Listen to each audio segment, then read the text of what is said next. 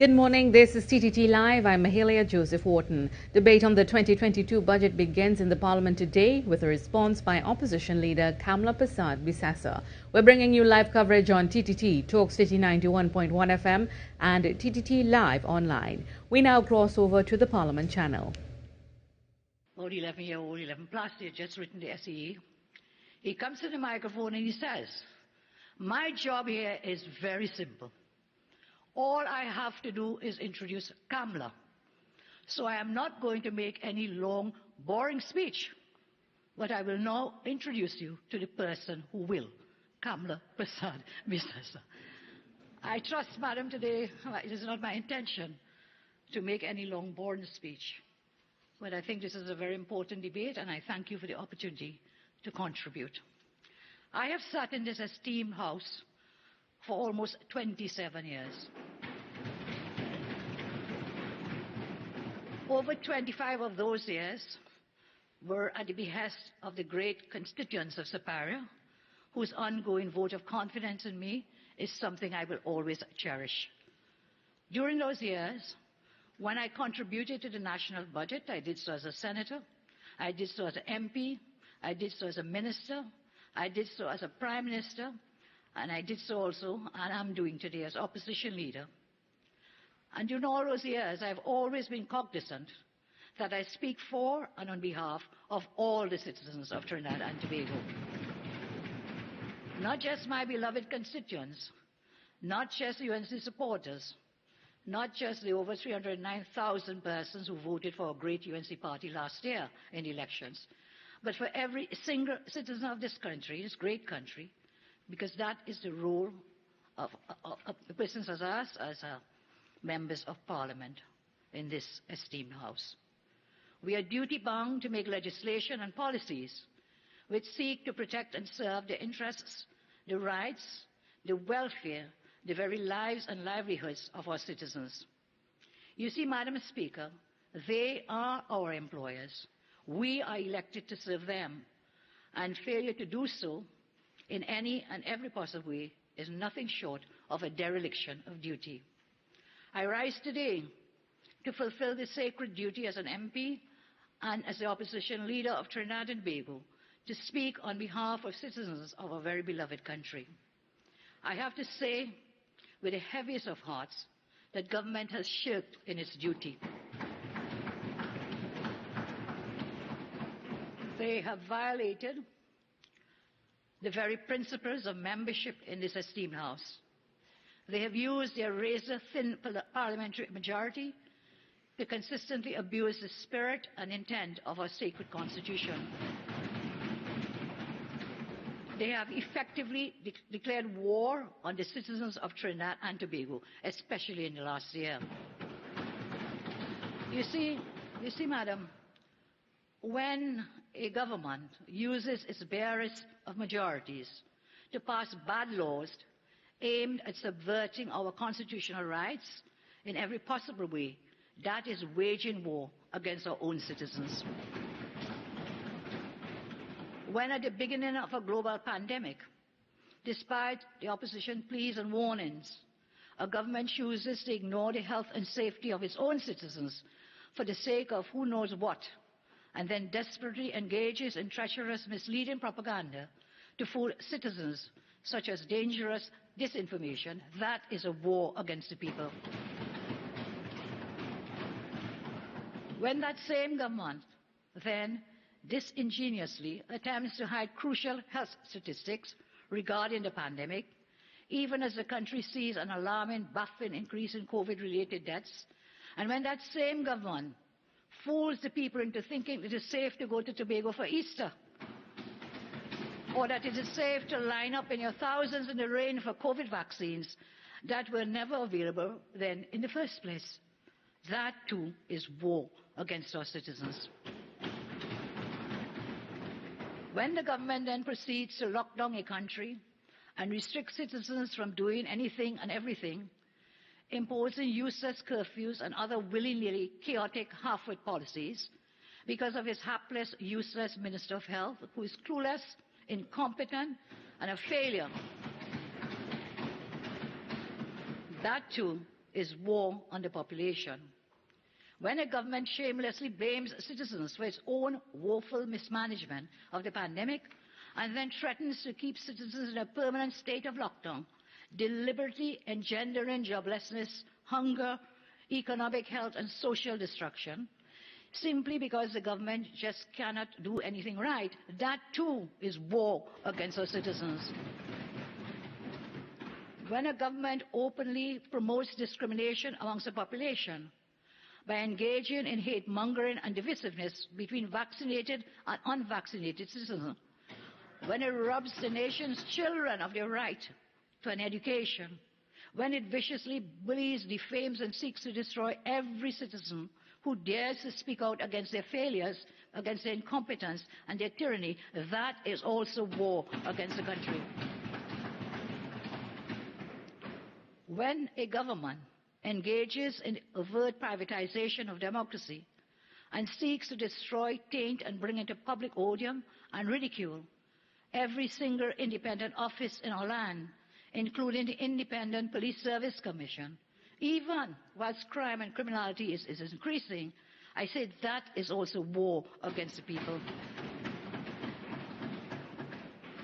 When a government comes to Parliament at the country's lowest point in our history, economically, socially and otherwise, and presents a budget that is nothing short of an exercise in false promises, gaslighting and pure nonsensical pronouncements, a budget aimed at pulling wool over the eyes of a desperate population, a budget that is an exercise in ongoing conmanship, that too is a war against the people. Further, when that government shadily takes over 100 million of taxpayers' dollars to pay off its well-oiled friends, but in its shameless con-job budget chooses to tell a starving, desperate, pauperized citizenry who are forced to choose between feeding their children or paying rent, they say, let them eat biscuit and pigtail. That is the worst kind of war against the population.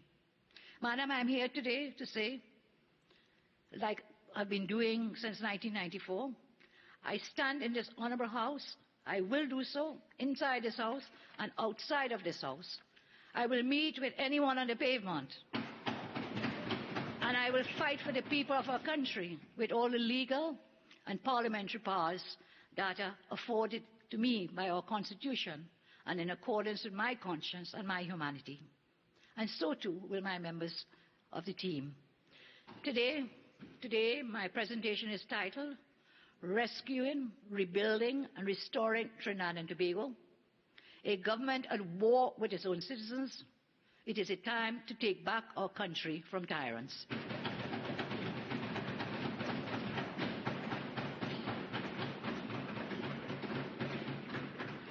I rise in defense of the people of Trinidad and Tobago against the vicious attacks on them by this brutal and heartless, Rowley-led government coming to us, masking this as the Budget 2022.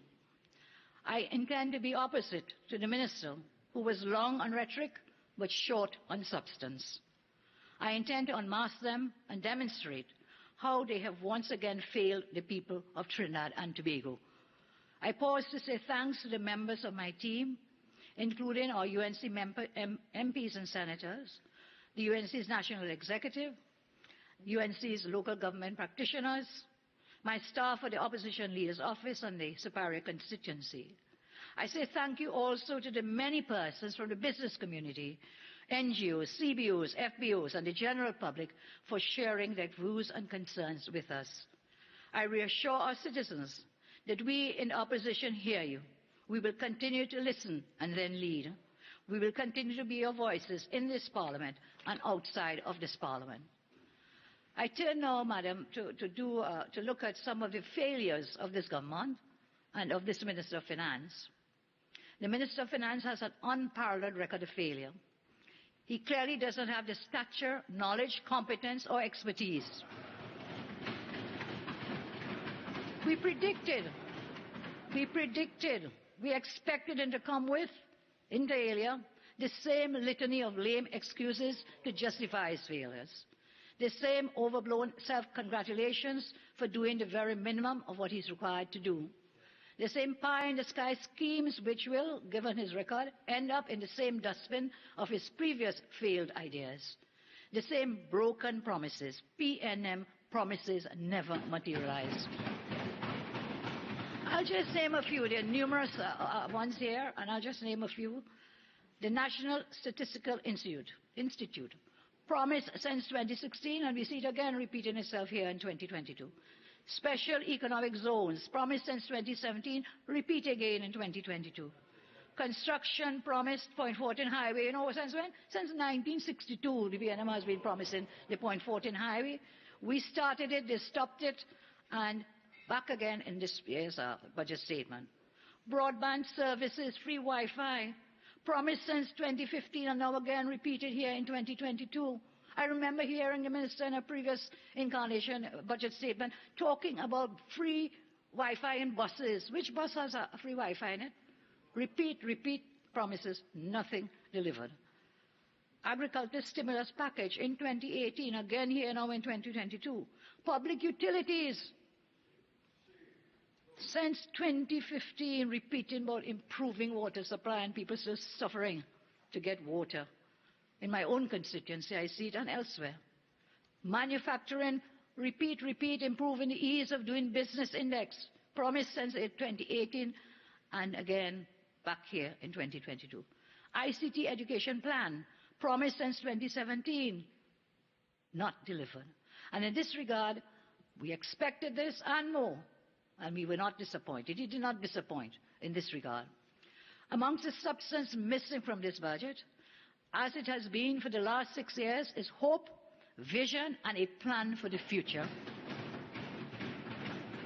For the 7th time, this Rowley-led government has presented a budget bankrupt of ideas and policies to generate economic growth and to create jobs. There are no plans to help families all over Trinidad and Tobago, currently struggling to make ends meet, struggling to survive, and to recover from the effects of 6 years of a failed Rowley-led government.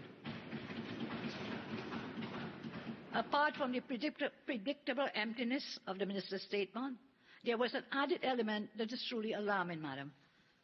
They did not identify a single new revenue stream, even whilst acknowledging that our revenues have been declining. Not a single new revenue stream. And on top of that, not a single plan to create one new job. Not a plan. In 59 years as an independent nation, this is the first time a government has presented a budget statement without giving the expenditure, without accounting for its expenditure in the previous fiscal year, without telling us about its revenue, without telling us about expenditure in last fiscal year, which is coming to an end. And nothing about the deficit. Nothing. But we know why. They didn't want us to hear it, to find it. These are the basic elements of a budget statement. And so, deficit, I'll share with you in a moment what that is at the end of this fiscal. This government has attacked everyone who calls out their untruths. The economists, the rating agencies even, journalists and many others. You don't just say a word, they attack you. They call you out when we call them out. Now it seems the government is attacking mathematics itself, because for them, mathematics is now anti-PNM as well. As I said on Monday, in this budget, this conman's budget, the maths not mathsing. The maths not mathsing. The numbers just do not add up. And with all of this, there is zero accountability. What the minister presented, some would say, madam, maybe not I, but some would say, it is not a national budget. Let's call it what it truly is a PNM hustle. A hustle. After 6 years of squandermania, after 6 years of billions of taxpayers' monies being gifted to PNM friends, family and financiers, after 6 years of draining our foreign reserves, after 6 years of maxing out the nation's credit card, running up billions in debt, after plundering all they could from the state, they have now turned their guns directly onto innocent citizens. With this weaponized budget statement, The Rowley-led government has declared war on the middle class. They've declared war on the working class. And they've declared war on the most vulnerable in our country. I want to remind you that something very revealing was said by the Honourable Prime Minister shortly after the 2020 election, when this Prime Minister was asked how he intended to bridge the gap between the rich and the poor. Do you know what he said? Do you remember? He said, I'm not really trying to interfere with the bridge between the rich and the poor, because there is nothing wrong with the rich getting richer. Imagine this is our Prime Minister. Meanwhile, most of the population struggling with job losses, high food prices, rising rents, mortgages, and so on. And the Minister spoke about resilience in the face of the pandemic. But the only ones who are resilient are the ones who are the PNM's friends, family, and financiers. They are surviving. That is the PNM's mantra. You have to wonder if the cabinet is not being used to conduct the affairs of people, or instead is being used to conduct business deals, madam. We have to wonder. Whenever a minister runs out of the cabinet, a new deal goes down. A new deal goes down. And this song that they sing, this chorus, COVID crashed the economy. The PNM crashed our economy. It was not COVID. The economy crashed long before COVID. You know, there's a saying, facts are stubborn things, and they do not go away. It is a Rowley-led government, not COVID, which has put our economy into the ICU. Let us examine the vital signs of the health of an economy, and we'll demonstrate how sick we really are. These include collapsing GDP, unprecedented unemployment, dangerous debt, fallen credit ratings, depleted foreign reserves, negative foreign direct investment, and of course all the various raids on the HSF. Let's look at decline in GDP first. This is a critical and common measure of the health of an economy, the GDP, gross domestic product. According to the government's own figures, the country was producing $16 billion less in goods and services in 2019 than it was producing when we were in office in 2015. This was the worst contraction in more than 3 decades, and this was before COVID. GDP, by 2020, the GDP declined from 2015 worsened by 27.7 billion. GDP per capita, when my government left office in 2015, was over $126,000. Today, under this incompetent government, GDP per capita has fallen to $104,000. And here's a stubborn fact. Every citizen of Trinidad and Tobago was $21,452 richer under the government I led than they are today. COVID did not make our citizens poorer. The Rowley-led government did so. I turn now to rise in joblessness. And I say again, the maths not mathsing. The ability to create jobs is another fundamental indicator of an economy's health. Currently, this government has not even bothered to collect data on the current state of joblessness. That alone should be a glaring indication that they have no concern about getting people back out to work. The government continues to stifle the CSO, to hide data, because every single indicator points to a sick and ailing economy. Imagine a review of the economy. They actually printed these words, and I quote, and that's this year, review of the economy.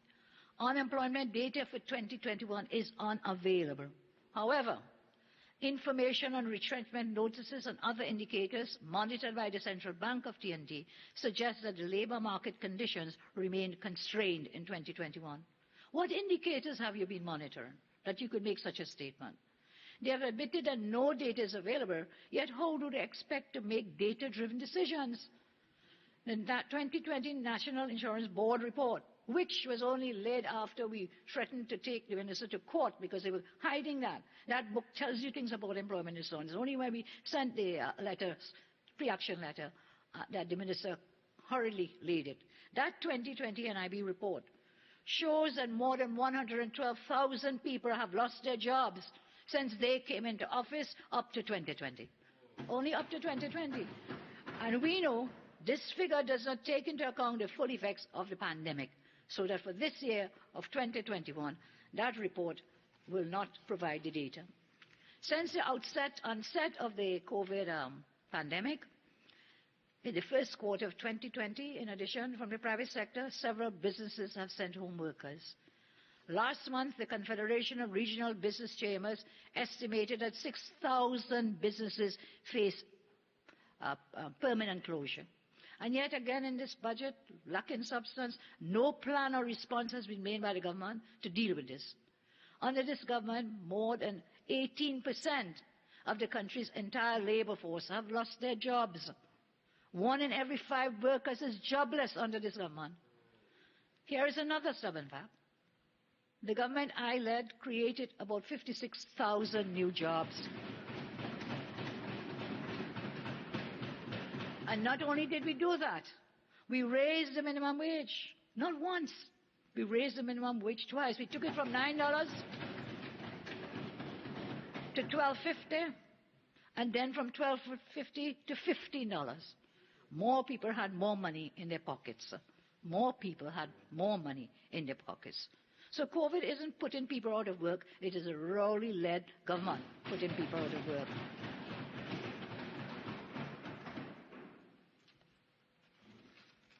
I look now at taxes, madam, revenue. In the last 6 years, hard-working citizens across our nation have seen their already dwindling incomes decline further as this government demanded they hand over more of their money via various taxes, a plethora of taxes. And when I said we created $56,000 under my watch, we did so without introducing a single new tax, not one tax. Here we are, this government. They introduced VAT on essential food items, even as people are now lining up by the thousands for hampers. And then you call them greedy. You call them greedy. A tax on tires, even though across the country there are more potholes than road. Someone told me the PNM is a pothole national movement.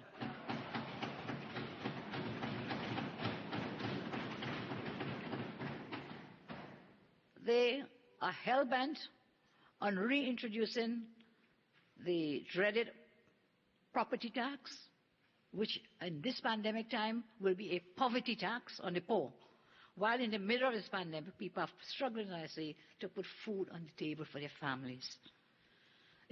They establish an online purchase tax of 7%, impose on citizens to force them to buy from bulk suppliers who impose markups on goods to secure supernormal profits, and some of them happen to be PNM financiers as well. They also reduced the gas subsidy, forcing taxi drivers and struggling families to pay more for transport, and we all know the domino effect as this cost is passed on. And I see now Guyana. We used to be the paradise, we used to be the #1 in the CARICOM and so on. Guyana is recently, they have reduced the cost of their fuel, in effect subsidizing it, whilst we are busy dismantling that regime that existed. Can anyone who lives in TNT today say they are getting value for money from this punishing regime of the Rowley government?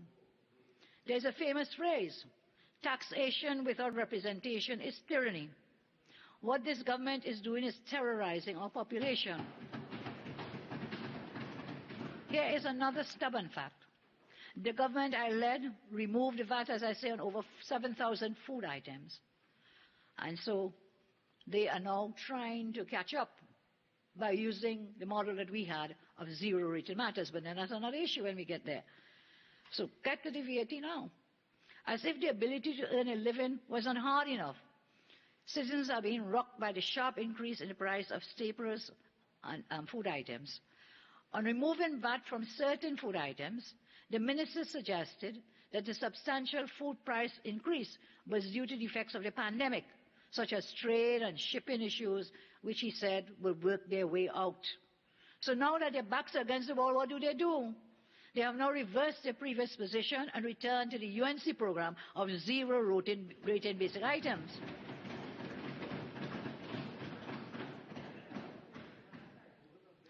The government had a virtual meltdown. The Minister of Finance had a virtual meltdown. The government in 2016, when the opposition tried to block them, they moved to put back VAT on all these items, these zero-rated items.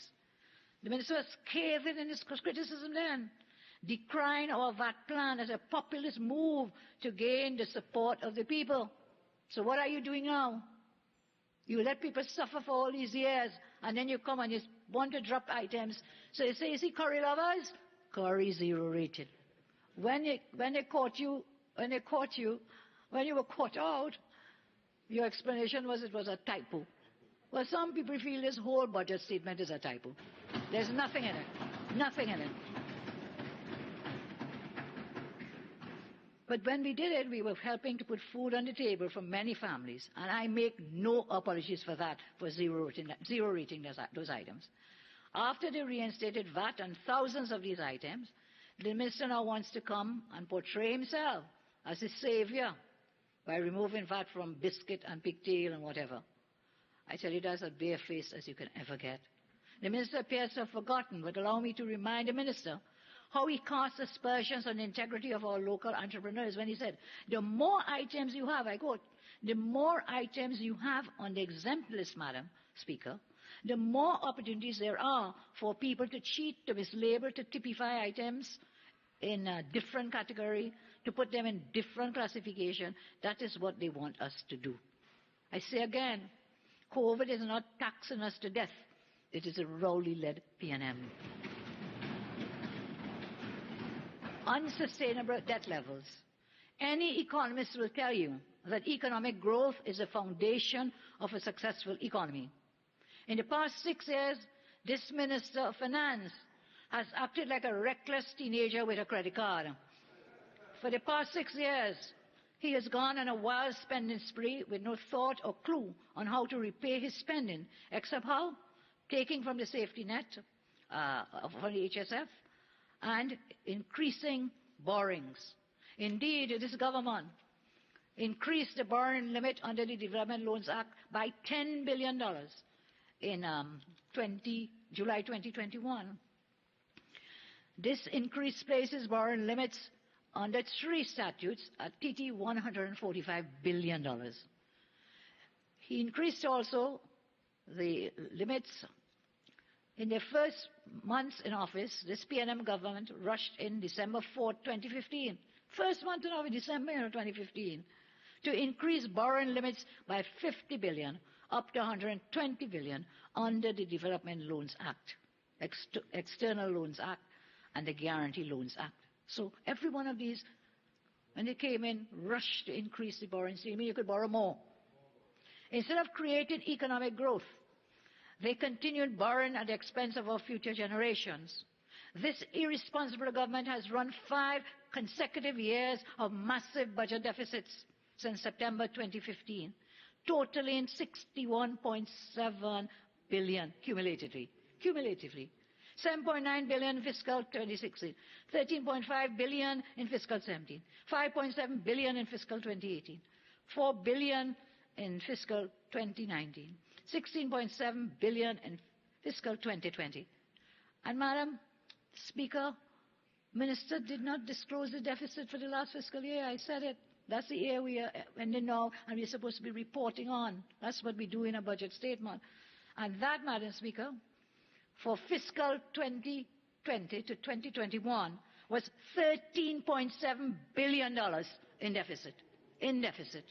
The minister is now projecting about $9 billion for this fiscal year upcoming. We will wait to see what happens there. So a whopping $16.7 billion. And according to figures provided by the minister, in this recent year, $13.7 billion in deficit. This government has been so reckless that the most recent estimates reveal that the country's net public debt stands at $125 billion. $125 billion. This is from the Central Bank of Trinidad and Tobago. This is the highest ever in our history. Our debt to GDP ratio is over 84%. 84%. There is another stubborn fact then. Under the government I led, our debt to GDP ratio was a mere 47.2. That has now climbed under them to 84%, which is really a slippery slope to be on. It's a risky place to be. This is exceedingly high debt ratio. And you know, we were able to keep that debt ratio, 47.2%, because my government actually had a clear economic policy and competent people. Today, the debt to GDP ratio stands, as I say, whopping 84. Could the member with the offending device please leave the chamber and get it under control? 3 hours. I spoke for half hour. Pick a paper, please. Thank you, madam. Thank you.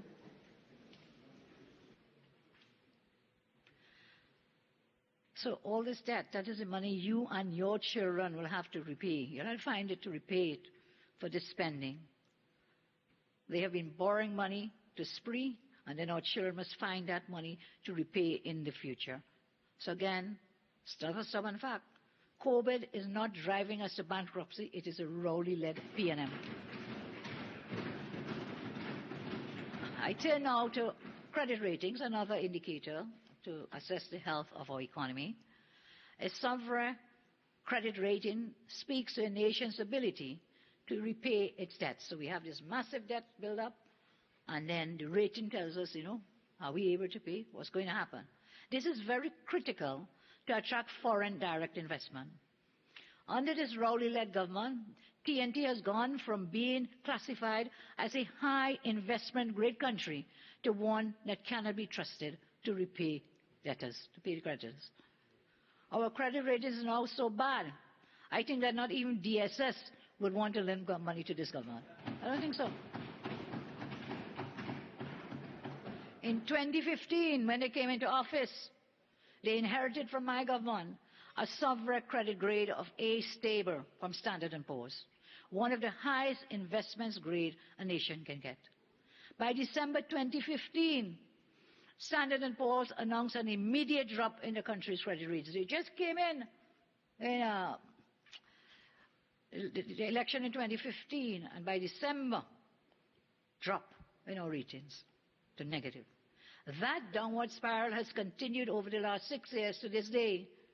Thanks to this government, S&P now rates us as BBB minus negative. This is like just one notch above junk status. Just a notch above junk status. How risky that is. The minister came here talking about how many countries that are below us and whatever and whatever. Well, I have an atlas that I looked at. And I'll show it to him, you know, and I'll ask him this. Show me one country in the whole world where there has been such a drastic credit rating slide taking place. Show me one. You took 6 years to undo over 3 decades of economic progress. TNT's A sovereign credit rating took us decades to acquire, and from the time you came in on a slide, downhill, downhill. This is where the minister has brought our country to. As if that is not bad enough, a negative outlook means a real and current possibility of a further downgrade in the near future. You remember one year when the minister didn't like the ratings, he said he'd go and hire another company, name it was Fitch. Fitch. I wonder what Fitch had to say, because I don't think the country ever found out. Maybe he could tell us what Fitch said. I say, madam, it will take a UNC government to rebuild and restore our credit rating. A report by the other ratings agency, Moody's, issued just over a month ago, highlighted that Trinidad and Tobago continues to massively underperform.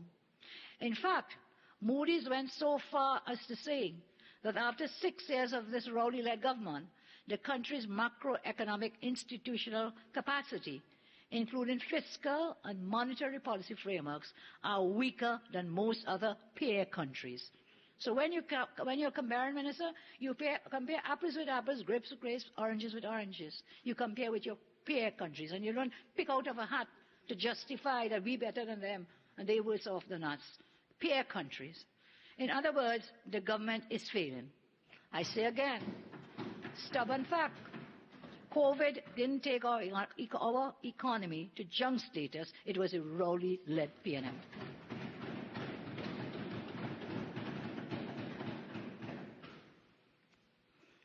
Foreign reserves crisis. Ever since this government took office, our net official reserves have been on the decline, falling from US $10.459 billion when we left office, fallen down now to $7.1 billion US. Today, our net official reserves gives us 8.7 months import cover, but when we left office, it was at 11.9 months. Our import cover has not been in double digits since August 2017, almost 4 years ago. And under this government, it will never reach there. It will take a UNC government to restore and rebuild our import cover and our official reserves. And here's another stubborn fact, madam. The government I led recorded amongst the highest levels of FDI in our country. US $13.8 billion in 2014. Which is about 96.7 billion TT dollars. Even with the IMF gifting this government over $600 million US dollars through special drawing rights, we still had more import cover on my watch than they have. So where has all this money gone? It only took this government about 94 recusals from the cabinet to make almost $4 billion US dollars disappear. Today, small and medium-sized businesses are struggling to get the forex they need to survive, while the friends, the family, the financiers continue to record profits. When small businesses email the Prime Minister begging for forex, what does the Prime Minister turn around and say? What did he say? Kiss my hinds. Kiss my hinds. Banks have begun limited credit card limits of U.S. purchases, while conglomerates friendly with the government get the dollars they want, the U.S. Again, COVID did not take away our forex. It is this Rowley-led government, through friends and family and financiers, who did. I talking about foreign direct investment. The PNM government, and madam, I'm going through all these indicators, macro indicators, because they are the signs, the vital signs for assessing the health of an economy. This government has been the most anti-business in our history. Every day we are seeing businesses from cement makers to IT companies, and especially those in the energy sector, shutting up shop or shipping out elsewhere. Today, even Unipet is reported to be taking their money out to invest in Ghana. Investors are taking their money out of Trinidad and Tobago at an alarming rate, because they have no confidence in this government and their half-baked economic plans. Under this government, our total net FDI from 2016 to 2020 is, guess what? Minus, madam. Minus $11.7 billion. Negative, minus. This is almost $12 billion wide pothole in our road to recovery. And here's another stubborn fact. Under the government I led, Trinidad and Tobago attracted amongst the highest FDI into the country, 7.1 billion US, 48.3 billion TT dollars. This same government is responsible for our country losing almost TT $10 billion in foreign direct investment in just 5 years. So COVID is not chasing away the investors, you know. They're being chased away by the Rowley-led government. I want to look now at our rainy day fund, our legacy fund, our sovereign wealth fund, the HSF. When this government came into office in 2015, they could not wait to get their hands on our precious heritage and civilization fund. That fund is our legacy for the next generation. It is our rainy day fund, as I said. And yes, COVID brought some harsh downpours. But long before 2020, this government closed the umbrella on this nation. Long before COVID. It is a matter of record The last time the HSF had monies put into it, it was under a government I led. We saved money in the HSF. This government was in power 5 years before COVID hit last year. They did not put one red cent or one black cent in the HSF, not one. Instead, they raided the rainy day fund. And by the way, I heard the Prime Minister say recently that the HSF was created by the PNM. Let me tell the Prime Minister that the PNM did not create the HSF. The brightest economic policy the PNM ever had was to give away a free LED bulb, a light bulb. A light bulb. The minister went into great detail on how the IMF works, but apparently he probably needs to let the Prime Minister know how the HSF works. The HSF was conceived and created under the Pandey government. Indeed, every point of economic progress this country has ever experienced was done by a UNC government, dollar for dollar.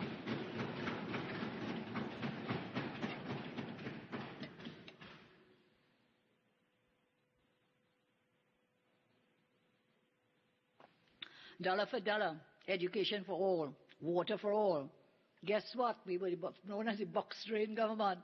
Well, you see, if you had kept on that program, all this flooding you're having all over the country may not have come to pass. But I see somewhere, I see somewhere in all these documents and reports now talking about box drains, I'm saying the progress under the UNC government. And when I said this HSF, it was created under the Pandey government, and all the PNM did was to change the name of the fund. And you know what? It took them 6 years to change the name. 6 years to change the name to HSF. It was the Interim Revenue Stabilization Fund created by the Pandey government in 2000. That is what became new name, HSF, in 2007. Here is another fact. No other government has withdrawn from the HSF other than this long-eyed government. No other government. No other government. In June 2016, they withdrew US $375 million. That is about 2.5 billion TT. There was no COVID then. In 2017, they took out 1.7 billion TT. There was no COVID then. In 2020, they took out 6.65 billion. No COVID then. And this is, I'm talking about billion and not million. Billion. As Anna Roberts says, billions. Billions. That is over 225 million TT every month since they've been in office. In total, this government has gone into the HSF 12 times since coming into office. And they will keep going back. They'll keep going back because they're like hustlers, in some ways. They'll keep going back 12 times. In this year alone, as I said, several times they've gone into the fund. Here is another stubborn fact, madam. It was the government I led that deposited US $1.18 billion.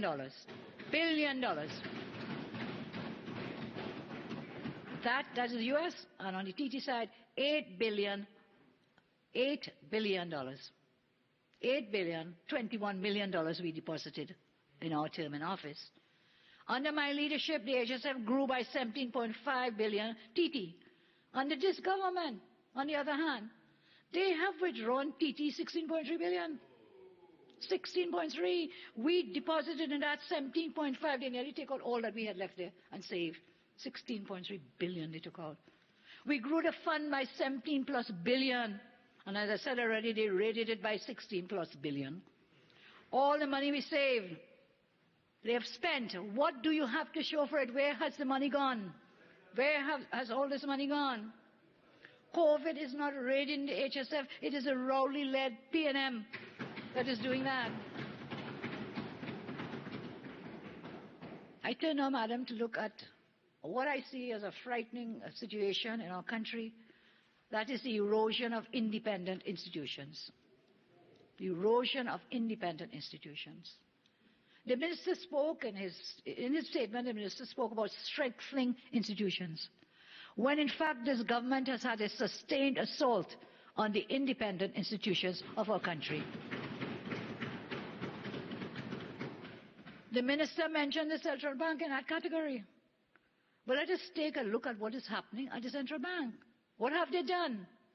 They have installed a compliant and obedient governor, transforming the once robust central bank into a subdivision of the Ministry of Finance. They amended the Central Bank Act to allow the Minister of Finance to access confidential information on any employee at the bank. They reduced the term of the governor to ensure that he will be their puppet. This brazen act meant to intimidate and control the bank was widely condemned by every single former governor of the bank, with the exception of one, Ewart Williams. I think he's the minister's advisor, if I'm not mistaken. He was the only one who stayed silent on this matter. The Citron Central Bank governor, however, did what his masters told him, and he said nothing.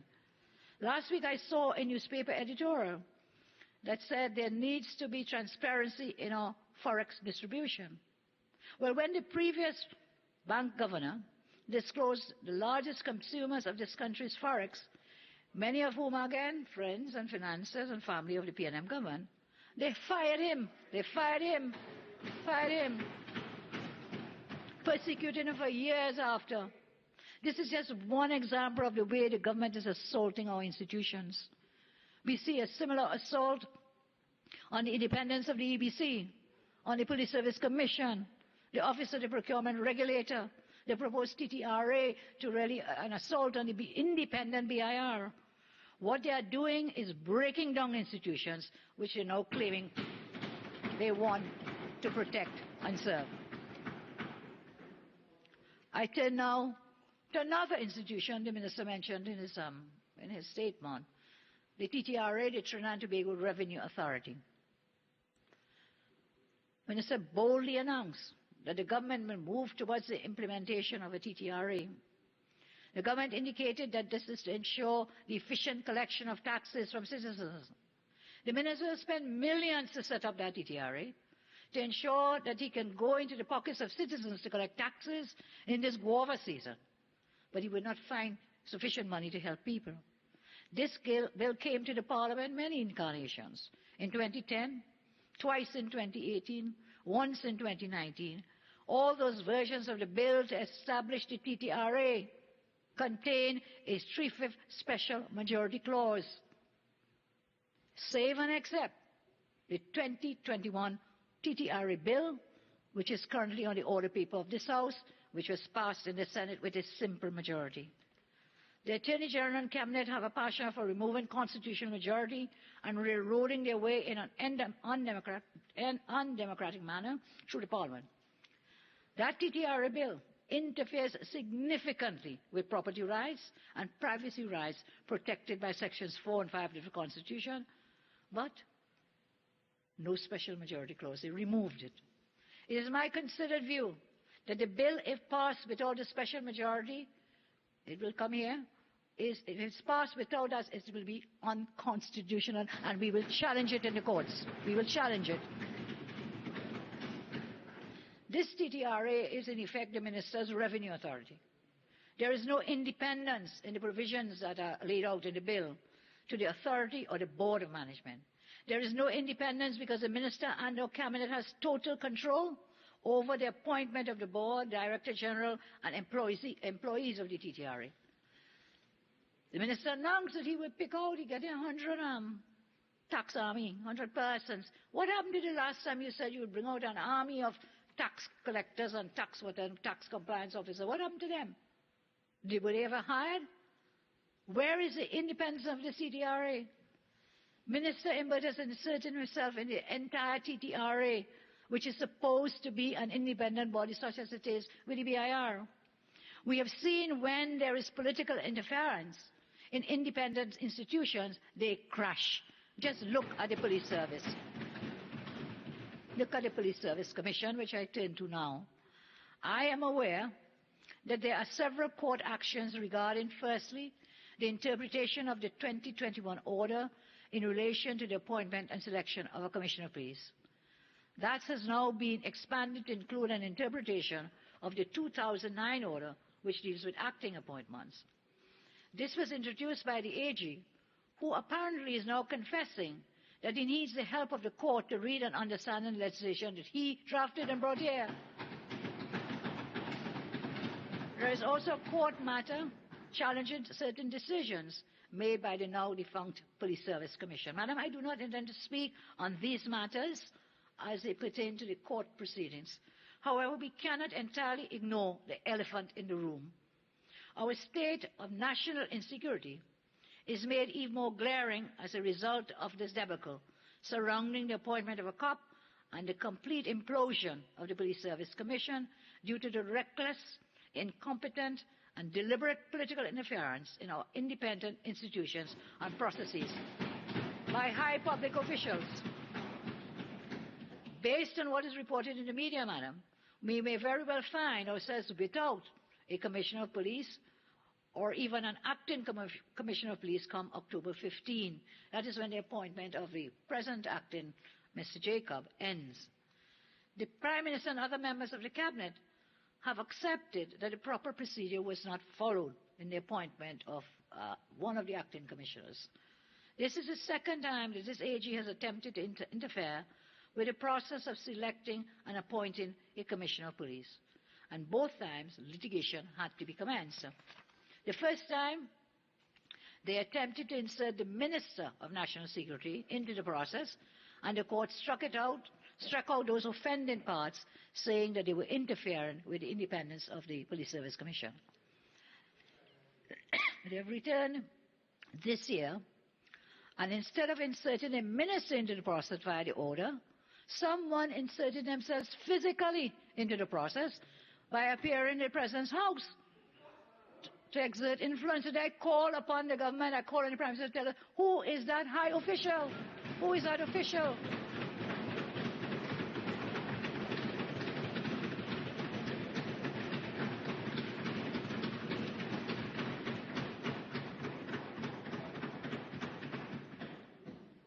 Why is this relevant to the budget? Well, for one, the allocation to the TTPS has to be managed by the COP.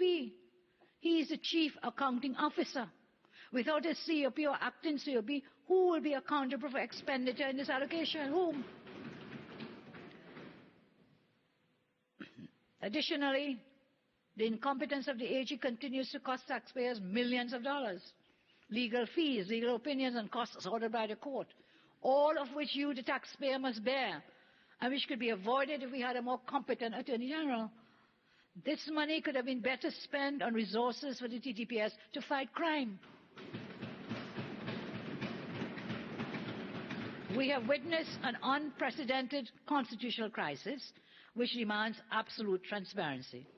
In this regard, I wish to state that I have written to Her Excellency the President a letter that has been signed by all 19 UNC MPs calling on Her Excellency to provide much needed answers to a series of questions when it comes to the Police Service Commission. Salam.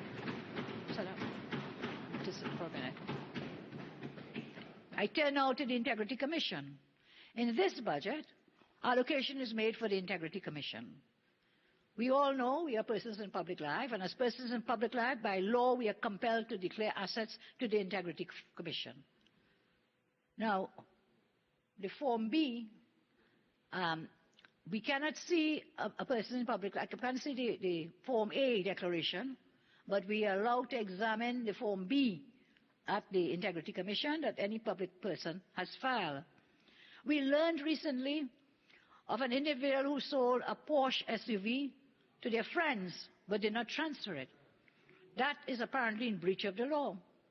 Additionally, if such a person in public life fails to declare any sale of any assets, he is also in breach of the law. Based on the records in the Integrity Commission, a person in public life sold a vehicle, a Porsche, in 2016 and failed to disclose the sale to the Integrity Commission in 2017, in 2018, in 2019, in 2020. Failed in breach of the law. Madam Speaker, only in 2021, after a marked bust, as people say, was a sale declared by way of a letter dated in February 2021.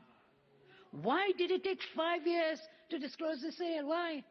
In breach of the law. What were you hiding?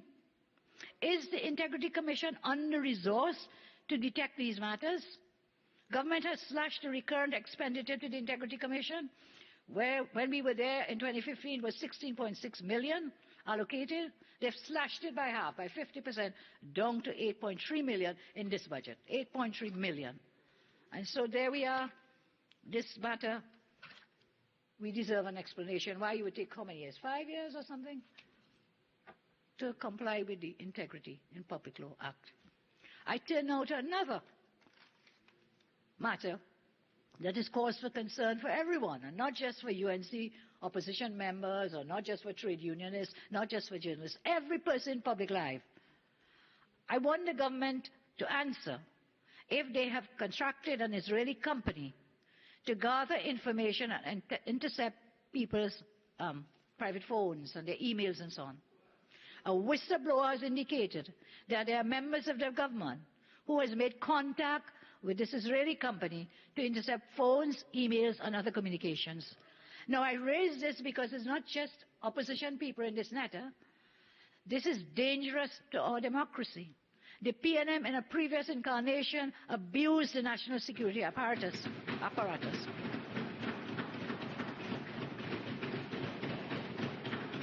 To spy on private citizens and political opponents. And at that time, that PNM government, what they were spying on some of their own members.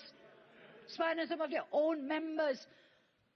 That is why we came, when we went into government, when all those records came to us, we said, we came here and we changed the law, madam. But then when you put compliant persons, this is where you don't have the independence of office, then you go to them as your puppet and you tell them, do that, intercept these phones. And that's what's been happening with the breakdown of our independent institutions. This is dangerous, Madam Speaker. There may be even, I don't want to involve you in the debate, but in the last incarnation, even the president's phone was being hacked.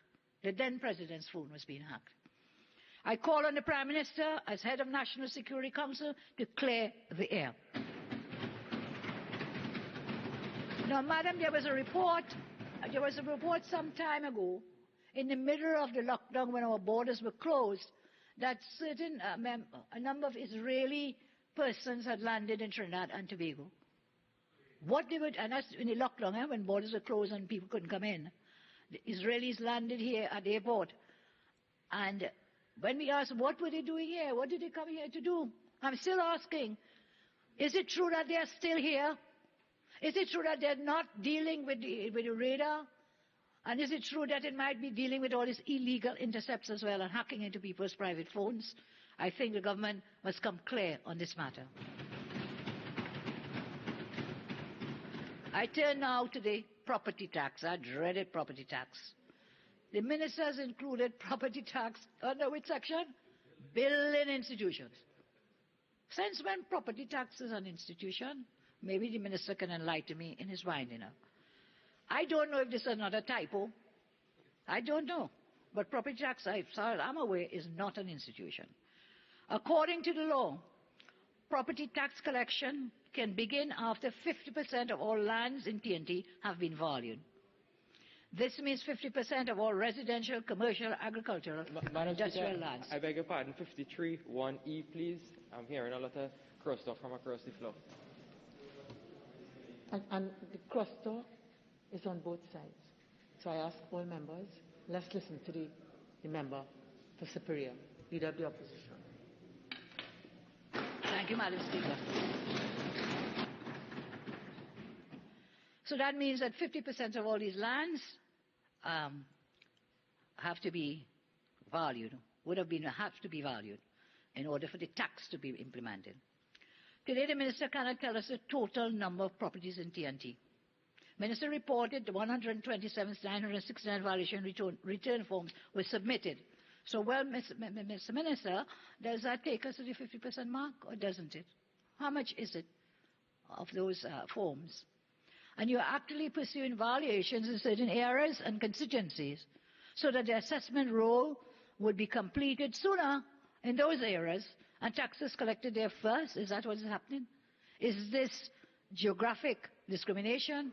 Is this valuation apathy? These are concerns that citizens have. Will this tax be rolled out equitably? Persons today are struggling to keep a roof over their heads, paying mortgage or rent for an apartment to live in. Some are being served eviction letters. They have no money to buy food and devices for their children, but the minister wants them to pay property tax or higher rents, which would come as a natural consequence of the property tax. Again, I say this is war on the people of Trinidad and Tobago at this time. Under this draconian law, if you fail to submit the valuation forms by 30th November, you shall be liable to pay a $5,000 fine. That is a criminal offense. So you can be dragged before a magistrate's court, you can be fined just $5,000 for failure to submit the form, and you will have a criminal record entered against you. All because this government wants your money. They told us that, we want your money. Again, this is war on the people of Trinidad and Tobago. Further, based on the law, a valuation tribunal should be established in the event someone objects to the evaluation. I ask the question, where is that tribunal? I have seen some say that the tax will benefit the community you live in. That is not true. That is not true. That is totally untrue, that it will benefit your community. In other countries, when property tax is collected by local government bodies, it goes towards fixing roads, drains, garbage collection, etc., in your community. However, in TNT, all the property tax will go into the consolidated fund. This means it will go towards $1 million renters, $1 million indemnifications in the pockets of family and friends of the recusal twins. It is heartless for the government to implement a new tax regime based on what a home could be rented for, when most people cannot even pay rent in today's world in Trinidad. Many homes cannot be rented because of the state of the roads, the flooding, unreliable water supplies. I know there is at least one member of this government who should agree with me. I want to read a statement, Madam, made in this House in 2009, and I quote, "Presently in my constituency, there is anxiety at both ends of the spectrum. There is anger at both sides of the spectrum, and there is resentment on both sides. And I will tell you why. People are seeing this as a situation that ought not to have that should not have been. If you accept my argument, or my understanding, that it is really a revenue-raising measure, and anything else is disingenuous, then people are saying, had we handled our largesse differently, we probably would not have had to resort to this measure." That's the property tax, in reference to the property tax. The member who made that statement was none other than a member for Dago Martin West. None other. Mr. Prime Minister, through you, Madam, I call upon you to heed your own words and stop the property tax now. Heed your own words. The member rejected the claim that property tax is a revenue, when we now have this Minister of Finance saying this will be a significant tax-raising revenue measure. This Minister of Finance, significant tax-raising revenue measure. With such strong views on this tax coming from the Prime Minister himself, it is obvious that the property tax is being collected now to compensate for all the bad spending and squandermania that has occurred. In 2009, when the country was better off economically than now, the member for Dago Martin West told the then government, and I quote, again, "If you try to defend the indefensible, you will create resentment and provoke people, and that is what we have at the moment. I know a lot of people for whom $100 is a lot of money. A lot are struggling to make ends meet." End of quote. Member for Dago Martin West. Again, I call upon the Prime Minister, do not be a hypocrite. And if you name man, order your Minister of Finance to stop the property tax now.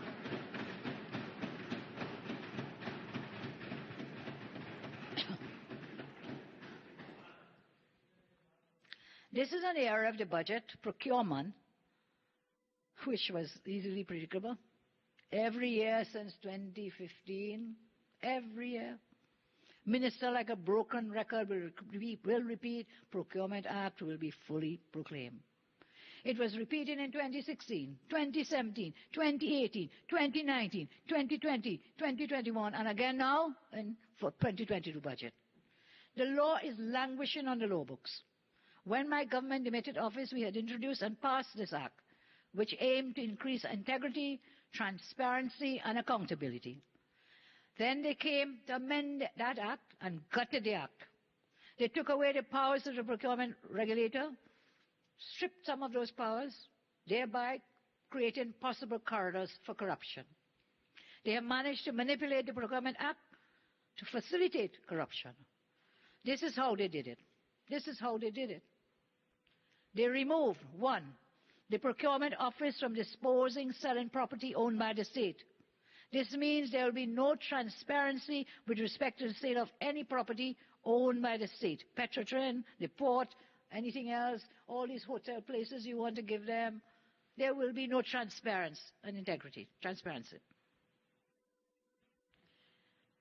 They gifted billion-dollar state assets to friends and family and financiers. I'm asking. Some of the members of the cabinet can't even sell a Porsche properly, but they want to sell our national patrimony.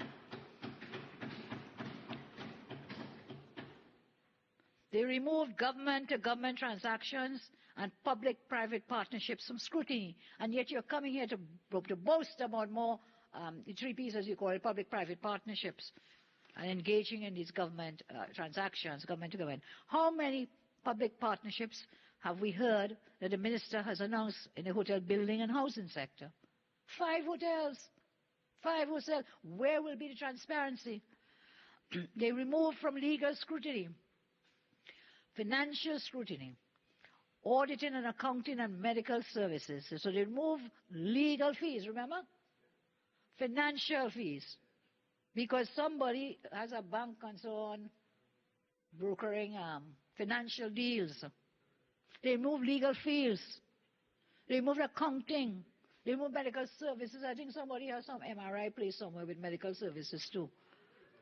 The removal of legal fees is particularly disconcerting, given the recent shocking revelations concerning payment of legal fees. I call upon the Minister of Finance to revert to the original law, which allowed for proper independent scrutiny of government contracts and disposal of sale of assets.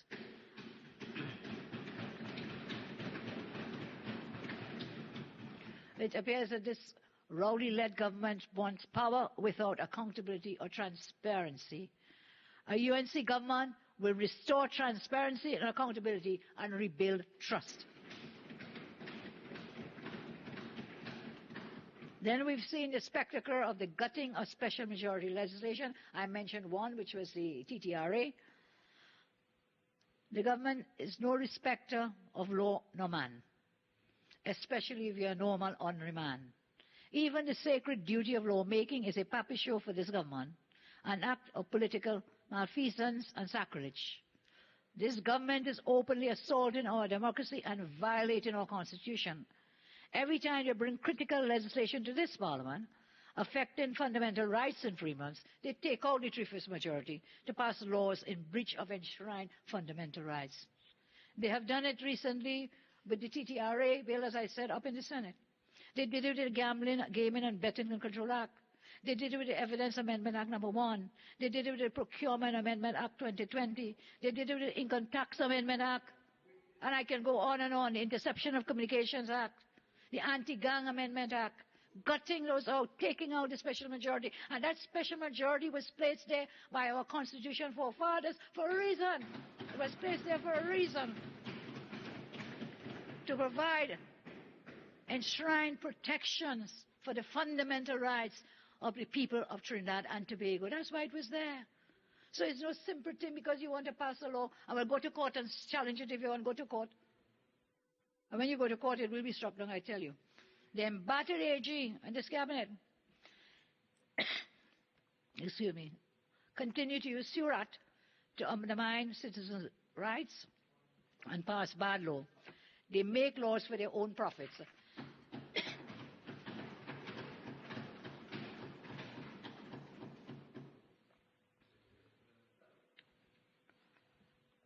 Now, Madam, there's another very startling matter in the public domain. Sadly, our republic has had its experiences of political power being used to target political adversaries. History will demonstrate when incidents such as these arise, there are two factors. Such acts have always been perpetrated by the PNM and its agents, and they have always been aimed at undermining the rule of law and our democratic institutions. Though we may have come to expect this kind of behavior from the PNM, the latest revelations that are now in the public domain are unprecedented, troubling, and strikes at the very core of our democracy.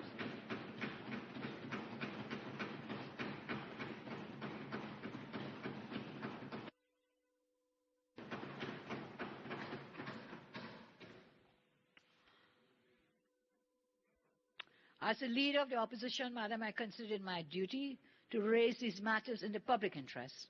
But I am mindful of the fact that these alarming revelations relate to matters before the court, and I will be most circumspect and balanced in my comments, not to offend the sub judice rule. I will refer only to information in the public domain and ask questions of the government on behalf of the people of Trinidad and Tobago. Whilst we are all preoccupied with the budget, we must not lose sight of events which impact our democracy and the rule of law. There can be no economic prosperity and development if we destroy the rule of law. On Monday last, in the aftermath of the tragedy they call a budget, I said that we would write international agencies and authorities on matters involving a foreign national. Today, I state that yesterday I sent off a letter I'd written to one Suella Braverman, QC, MP, Attorney General for England and Wales, with respect to a British citizen involved in a secret agreement with a high public official, and I have received an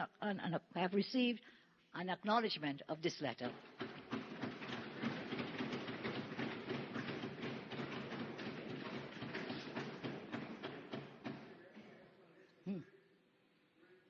I want to return to another point, and this has to do with what appears to be a government for friends, family, and finances. The minister themed his budget as resilience in the face of a pandemic. And as mentioned it before, while hundreds of thousands of people are suffering, there are those who have done quite well for themselves under this government, the friends, the family, and the finances. It would be remiss of me not to turn attention to perhaps one of the biggest jobs on this nation by someone who ironically is supposed to be the guardian of the public's interest. How could we forget the himself-to-himself arrangement taxpayers are paying for? Trinidad and Tobago has to be the only democratic country in the world where a senior government minister can be a direct beneficiary of a government rental agreement. It seems like there is stiff competition in the PNM camp for the position of Minister of Everything, because in this arrangement, the Attorney General, as a member of the government, is a tenant as well as a landlord. This is absolutely outrageous. Can you imagine, while citizens of our country are lining up fighting to receive $1,500 income support, $1,000 rent support, most of them are still waiting in despondence. The government of Trinidad and Tobago is comfortably paying in excess of 23 million in rent to the Attorney General's family. It is mind-boggling to believe that this is happening, and they have no problem with that. I don't know if they generally believe this is not a serious conflict of interest, they do not believe it is not unethical, or they know very well that it is wrong, but they'll do it anyway. Quite frankly, I don't know which is worse. 4 billions. 4 billions. That's how many billions are being rented from the family of the Attorney General. At least that's about how many we know about so far, Madam. Madam Speaker, I rise on a point of order, 53(1)(e). The Attorney General and the Prime Minister's voices is disturbing us from hearing the Leader of Opposition Member for Superior, please. Thank you, Madam. I say 4 buildings, Madam, that we know of are being rented from the family of the Attorney General, the relatives of the Attorney General. So, Madam, when you go to the Ministry of Public Utilities at 1 Alexandra Place to complain about WASA and how you never have water in your taps, or that your street lights have not been working for months, and TNTech doesn't seem to bother by it, you should know that the government is paying $600,000 a month to relatives of the Attorney General.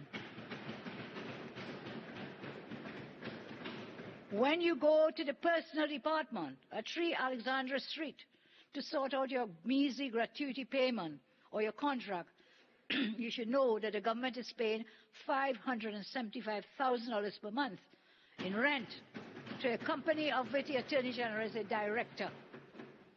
When you go to the Ministry of Social Development and Family Services at 45A and C, 45A, 45C, St. Vincent Street, Port of Spain, and you cannot access government assistance, or you cannot get your salary relief grant of your $1,500 or your rental support grant, you should know that the government is paying $159,000 per month to relatives of the Attorney General.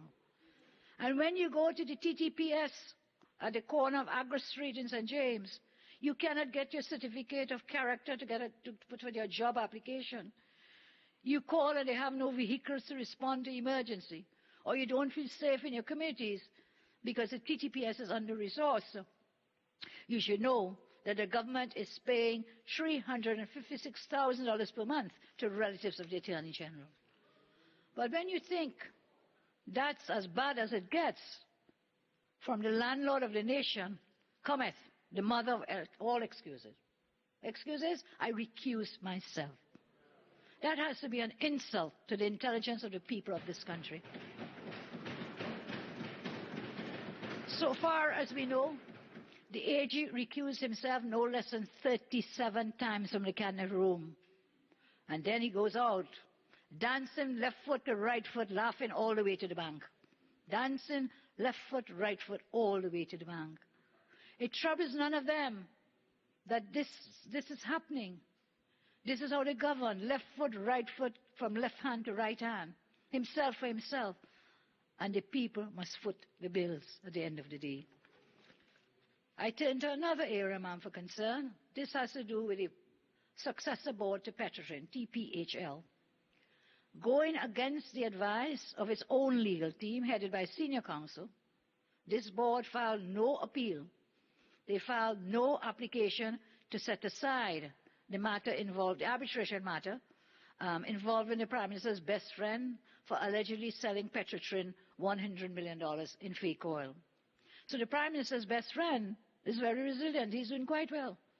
As fate would have it, that board is headed by the Prime Minister's personal lawyer. He's also resilient and doing very well. The thousands of ex-Petrotrin workers and families who are now on the breadline are not resilient like that, as the best friend of the Prime Minister.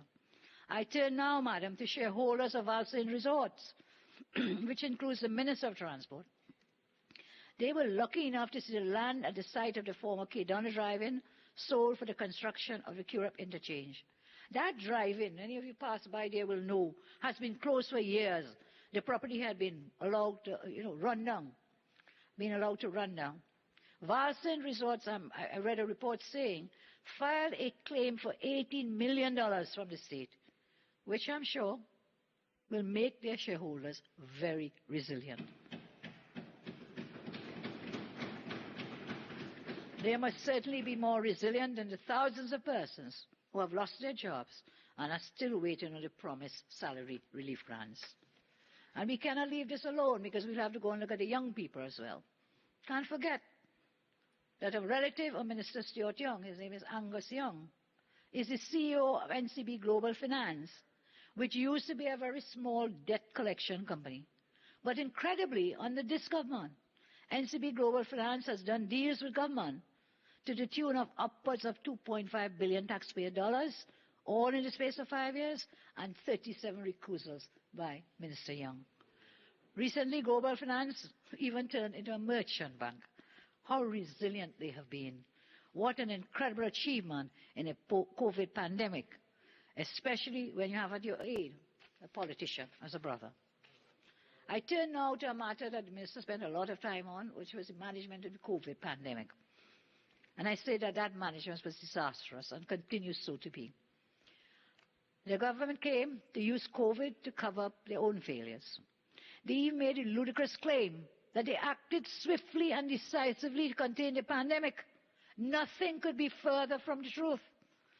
When the history of this pandemic is written, it will not be a story of how the government helped to save lives and livelihoods. It will be a sorry tale. Excuse me, madam.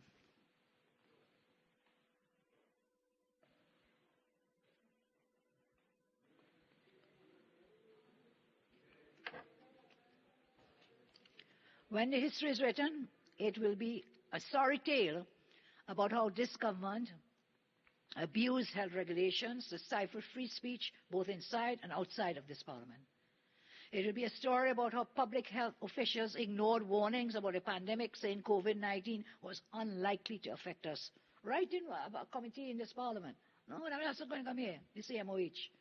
No, not going to come here. It will also be about how government officials ignored the pleas to address the pandemic. Then they bungled the vaccination drive, leaving the nation to suffer in chaos and confusion. Let's look at the issue of acting swiftly. Who can forget in January 2020, when we first tried to raise the looming threat of COVID, we were told that it was not urgent enough to warrant a debate. We then turned to the vaccine chaos.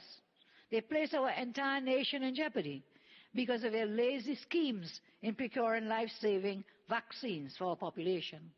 So while citizens were falling sick by the hundreds without vaccines, our Prime Minister said that he was too proud to beg for vaccines after his COVAX plan didn't come through. Let's not forget as well the botched rollout of mass vaccination in June. The Minister of Health decided to scrap the appointment system and tell everybody, come, first serve. No appointment, just turn up. From tomorrow, they can just walk in, get vaccinated and go back home. Easy. That was on Tuesday, June. The next day saw the chaos at the nation's health facilities. The Minister of Health put thousands of citizens' lives at risk because he wanted to show off. He wanted to boast they started this big rollout.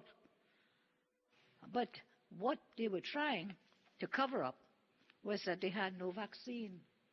So people turned up in mass numbers and they had to turn their back. Added to that in the management, we have this propaganda press conference scene going on. This government never treated the pandemic as a public health emergency. For the past year, vital public health information has been dispensed via carefully staged, managed press conferences. Public health officials are made to stand next to the Prime Minister and repeat government talking points. Saturdays have now become the national buffing day, where the Prime Minister addresses the nation to berate and blame the population. Meanwhile, it's the Prime Minister who always had to go into quarantine all the time, either because he got COVID or he was in a primary contact with someone with COVID. But when ordinary citizens get COVID, the Prime Minister berates them. When the Prime Minister himself gets the COVID, he still berates the citizens. I turn as well to the use of the state of emergency. In 3 months of the initial SOE, because of government's incompetence, our vaccine program was a mess. There was no slowdown in the number of cases. Then they came to extend the SOE, giving no data, no rationale, no rhyme or reason for the extension. Now we have this gimmick of safe zones. After a year of attacking businesses and blaming everyone for wanting to make a living, government has now come with their latest gimmick, safe zones. Once again, the AG has presented another piece of legislation that is illogical, poorly conceived, and is bound to fail. These so-called TD safe zones are a conceptual disaster and will be worse in practice. We shudder to think of the chaos that it will cause when implemented. We fear that businesses will fail to even generate enough income to cover operational costs. Functioning at 50% capacity out of a population pool of 42% vaccinated means that only 21% of the population is permitted to patronize these businesses at any point in time. I expect that these chambers and businesses currently supporting the safe zone policy will have to ask for help for it to be discontinued. The following must be considered. Listen. You're saying that no one under the age of 12 will be allowed in a safe zone. And vaccinated people will be expected to show proof along with a form of ID. But children under 12 are not being vaccinated or may not be vaccinated. And if they are under 12, then what is a parent to do? What is a family to do? When you go to any one of these places, you leave your children in the car? And therefore, to open family entertainment places like cinemas and water parks makes no sense if children under 12 cannot have access to them. Why? Because there's no approved vaccination for children under 12. So it's a serious matter. What do you expect the parents to do? The obvious answer is that families with children under 12 will not use these safe zones, thus reducing the authorized pool of customers even further. Moreover, this safe zone policy is impractical for hotels. In Tobago, it eliminates any vaccine to operate benefits, because once again, children under 12 will be denied access because there's no vaccine and they will not be vaccinated. And then there's the issue of unvaccinated employees now have to produce a PCR test every 2 weeks to continue to work. Who pays for this? This contradicts the opinion of the President of the Industrial Court, Deborah Thomas Felix, that terms of employment cannot be arbitrarily changed by an employer. No one in government has answered this question. Clearly, these are unrealistic measures that foster neither health nor economic advantages. I view this safe zone policy as a gimmick. It's meant to help pad the minister's thin budget and his amounts of vaccine appetite.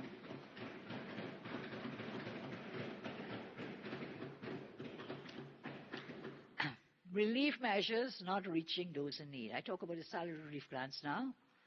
Minister spent a lot of time, a lot of pages on these grants.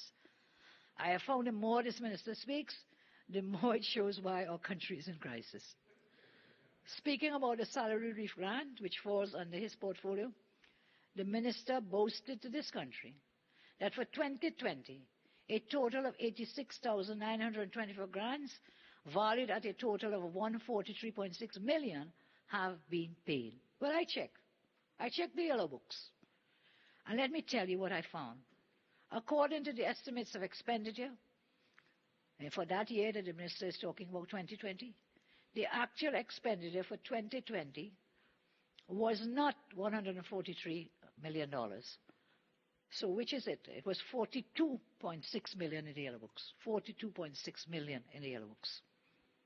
So which is it, Minister? Is this another typo? Does this amount to another typo where you say one thing in the statement and then in the estimates it's different? But that's, and again, that's why I come back to maths, not Matson. But that's not the only thing. According to the minister for 21, the fiscal year just completed, a total of 8,200 grants valued at 24 million have been paid out in salary relief grants. Again, according to the same books that you supplied with, Minister, us with, there was absolutely no allocation in 2021 for salary relief grant. So where did you get that money from? And how could you spend it without an allocation out of your ministry? So if you took from one head and put it under another within your ministry, it should still be reflected in the yellow book in the estimates under actual and revised expenditure for that year. So is this another typo? Is this another typo? Where did that 24 million come from? And can I say once more? Or can I say further? Do you all know, in those same estimates, no allocation has been made for the upcoming fiscal year 2022? None. None whatsoever for salary relief grants. I say again, in maths, not Matson. Every year there's some kind of bacchanal with these salary relief grants. Madam, I turn to a very important sector, which is the national security sector. The minister spoke for 3 hours, you told me, and 30-something minutes. And during that time, his statement contained about 26,000 words. And in all of that 26,000 words, 164 pages, 3 hours plus, the minister used the word police once. Once. And that was only in reference to a police youth club distributing hampers. And this at a time when crime is escalating, crime and criminality escalating. The minister paid scant regard for the safety and security of our citizens. Instead of giving us updates and progress reports from the Minister of Finance about national security, we heard a drab repeat of the same proposed measures of yesteryears. In some cases, the minister was satisfied to merely copy and paste the wording of parts of his 2021 speech. And we all know you cannot expect to do, or rather say, the same things over and over and again and expect a different result. You'll end up with the same khaki pants, the same short khaki pants. Last year in the budget, Minister gleefully announced TTPS will give money for the purchase of GPS for police vehicles, CCTV cameras, body cameras and drones. But again, when you look at the estimates, the truth is revealed. They allocated $7 million for mining equipment purchases, but the yellow books show they spent only $0.8 million of that allocation. So you come in the budget and you know it's big numbers, but then you don't spend it, you don't disburse it, and this is an area where it's needed, national security. So, $7 million, they spent $0.8 million.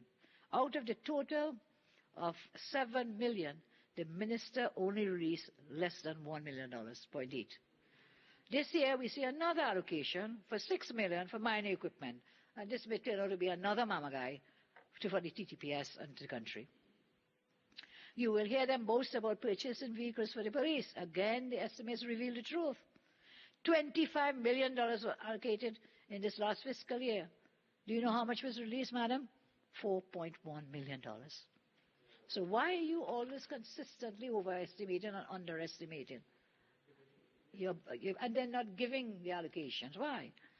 The minister this year has mentioned the integrated logistics support facility. That is something we heard last year, of course. And you know what is allocated for it? $1.4 million in the last budget. And guess what? Not a single cent of that was spent. Not a single cent. And many of the projects are like that, madam. I'll tell you, in all these sectors, MPs on this side have shadow portfolios, and they will go into greater depth for each of the ministries and sectors. So they have no achievements. And therefore, what they're doing now, they're claiming to build things that they didn't build. They're claiming that they're going to build things that are already built. And I don't know how the opening of the Penal Fire Station, I was there. And the then Minister Seo Chiang, we opened it together. He's no longer National Security, but he then opened it in capacity as Minister of National Security, Penal Fire Station. And I don't know,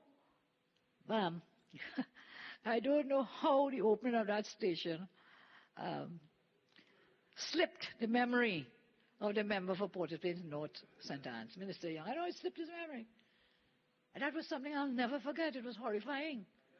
And I don't know how they forgot that and put it back, put it in the budget as to be built. A similar thing is happening with the Roxborough Fire Station. Put back in this budget statement, they're going to build it. The thing built already. Built already.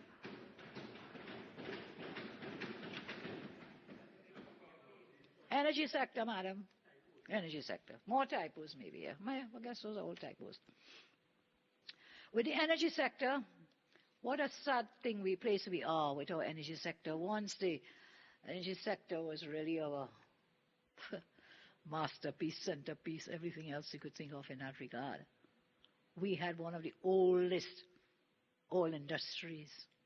I remember reading in a book somebody writing up about Petrotrin down there and the flame, some great legacy. I remember that we supplied fuel, madam, during the World War II.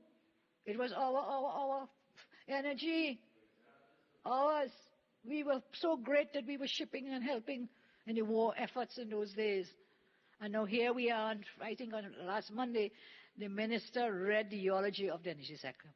6 years of untruths, thank you, 6 years of untruths, collapse and crisis. When I listened to him, I noticed that unlike previous ministers of finance, he was not reporting on the success of our nation's strongest sector. Instead, what he did, as I said, he read the eulogy for the energy sector. First of all, we have to look at the unrealistic, misleading gas figure. Minister boasted gas production would increase to 3.37 billion standard cubic feet in the next year. Minister, you think that will really happen? The fact is that under your watch, gas production collapsed to its lowest in decades, to 2.7 billion standard cubic feet. And then we have the pie in the sky oil production figure. The government has carried oil production to its lowest since 1950s. Since the 1950s. When we left office, oil production was around 80,000 barrels per day. In our last year, your last year, the Rowley-led government, you averaged 57,800 barrels per day. How can we expect for you to achieve 86,000 barrels next year when you have struggled in the last 6 years to even achieve over 70,000 barrels? How are you going to do it? More pie in the sky. For 5 years, the Prime Minister has beaten his chest that he's the nation's best salesman. How can you be the best salesman when our nation has gone from positive FDI flows, foreign direct investment flows, to negative, as I said before, minus 11 point something? How can you be the best salesman? How can you be the best salesman when only last month Exxon announced that it is moving almost all supply work from Trinidad to Ghana? How can that be? How can you be the best salesman when you single-handedly destroyed Port Lisas with your Houston gas negotiations, causing the most plant closures ever in our nation's history, decimating the downstream sector? My person shadowing energy will talk a little more, but I must say that the incentives we introduced during our term were innovative enough that they would have been able to attract and allow companies to exist in the economy of today, even though we'll be facing the competition from Ghana, facing competition from green energy, and facing pandemic shutdown. So we will give you more details of what we would have done. But clearly none of that is happening now, where the company, Exxon, has declared that it will leave. There are also pie in the sky lies, maybe I can't say lies, but untruths, about the failures on gas production. So I spoke about the oil production, gas production. In the 2019 budget, Minister, you told our nation that gas production will increase to 4.05 billion standard cubic feet per day in 2020 and 4.14 billion per day in 2021. Due to incompetence, that instead of increasing production, it fell, as I said before, to the lowest level in decades. When we left office, gas production will be 3.8 and 4 billion standard cubic feet. Not once have you managed to surpass the level of gas production that the government I led did. You have spent years talking about the partnership's treatment of NGC, but today I remind this government that NGC never made a loss under my government.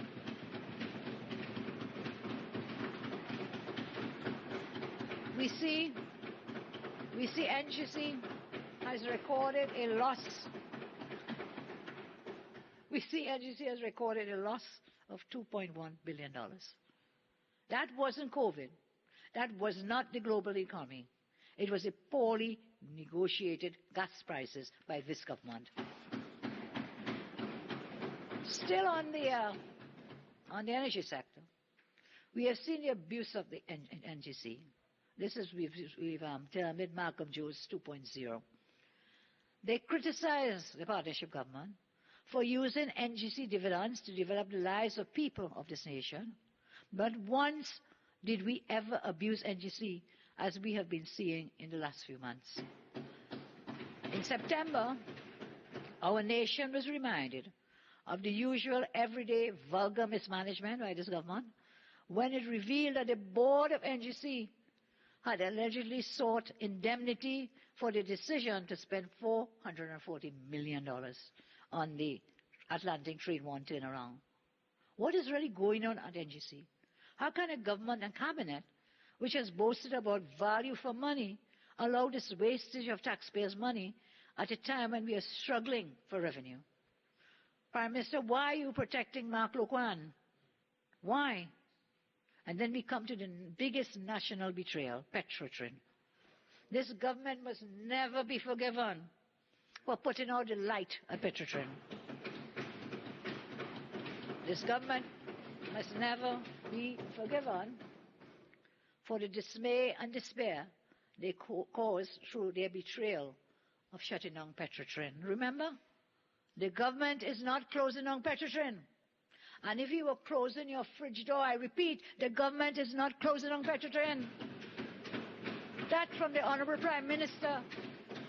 And shortly thereafter, all, closed down all. They never presented a single report, a single expert reason or proper rationale. Yet with the stroke of a pen, they put tens of thousands on the breadline. They destroy the fence line communities. They remove our fuel and forex security and weaken our energy sector. For the last year, we have heard not a single plan about the reopening of this refinery, but before election, Mama Guy, fooling people, going to sell it to OWTU. Election come and go, and what's happening now? Not a word. Maybe the new Minister of Energy will tell us what's the plan for Petrotrin, the refinery down, that was the Petrotrin refinery. They've abandoned the refinery to become scrap metal. Now with this budget, we're hearing rumors again, we're getting a buyer, we're going to sell it. That is old talk. The Petrotrin buying scrap iron. Well, I think the scrap iron dealers are asking to be able to buy the scrap iron. The Petrotrin closure is just a confirmation that nothing this government says can be trusted.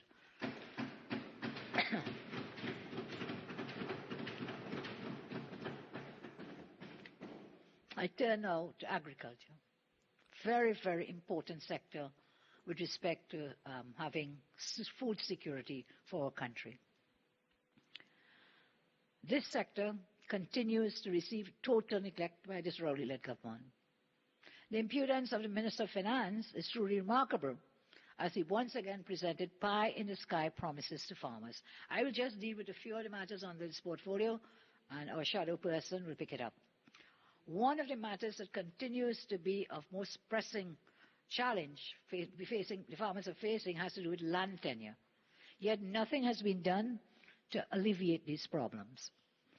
This government seems incapable of understanding the problems regarding ownership of land.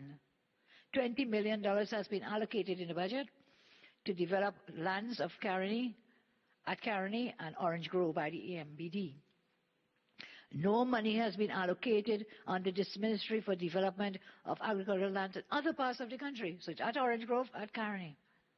The Minister's Access Road Repair Program to cover 80 kilometers of road excluded the entire south and central part of the country. These are major agricultural areas. Is this again geographic discrimination, geographic apartheid?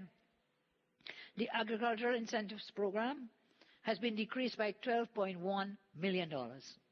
Because of this neglect, farmers and citizens are the ones left to suffer. So imagine you invest as a farmer heavily with little or no assistance from government. You prepare your land, you plant your land, you maintain your crops, and then what happens? They all washed away in a flood due to the government's incompetence. And then to be sold dreams of receiving compensation never materializes when all these things are washed away. We look at the flooding and draining issues.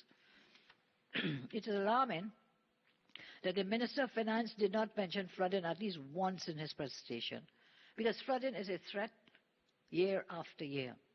In recent times, this flooding has expanded into areas that traditionally never flooded. And so we were alligators in the Murky Lagoon. That's where the flooding was, one minister said. Well, now the flooding is across the island, throughout the land. In fiscal 2021, only $2.8 million was spent to upgrade existing drainage pumps and gate inventory. No wonder we have such massive flooding in agricultural areas throughout the country. In fiscal 21, Ministry of Works and Transport, listen to this, allocated $51 million under the DP program for flooding and irrigation. Out of that, you know, Mr. Spence, 29.5 million was spent. Where the other half gone? What did you do with it? And all the flooding continuing. While the government's new mantra is to blame climate change for flooding, it is really their neglect that results in this catastrophe. For agriculture, still on agriculture, predial larceny. My office has received complaints from farmers all over the country of the lack of resources available for the predial larceny squad to carry out their duties effectively. The major underlying issue is that of enforcement, as the squad lacks sufficient staff, trained personnel, equipment, and resources. In 2021, one would think that technology such as drones would be utilized to provide surveillance. However, we are told that some of the units do not even have functional vehicles or something as simple as a battery for the patrol vessel to carry out their function. And all the ministers spend so much time on Prime Minister's created a new ministry talking about digitization. The people don't even have a battery to put in the car, in the vehicle, to do their job. I remember the hypocrisy of this government, you know. When community activists in Ahoketa initiated a program called Project Hope in an effort to boost agriculture in the community, to get more young persons involved, it was met with immediate disdain from none other than the Prime Minister himself. You know what he called it? He called the program Pak Choi Politics. Well, people eat that, you know, Prime Minister. People do eat it. Senator Jiranjan and a team in Ahoketa developed grow box systems which successfully attracted dozens of youth from the community, thereby giving them an opportunity to make an honest livelihood and provide food for their families. That was criticized by the Prime Minister. You know, the Prime Minister really lacks, or cannot seem to understand about agriculture, because once again, we see in this budget presentation the lack of foresight of how to boost the agricultural sector. And you recall when the Prime Minister told this country, we can't do agriculture, we don't have enough land. Didn't know the technology now. You could grow food in water. You could do vertical, go up in the air. I have some of those in my yard. Vertical farming with Karaili vines, yes, and same, the vines, cucumbers and so on. Vertical, go up in the air. If you don't have space on the ground, you go vertical. So no understanding of agriculture, the importance of food security for the people of Trinidad and Tobago.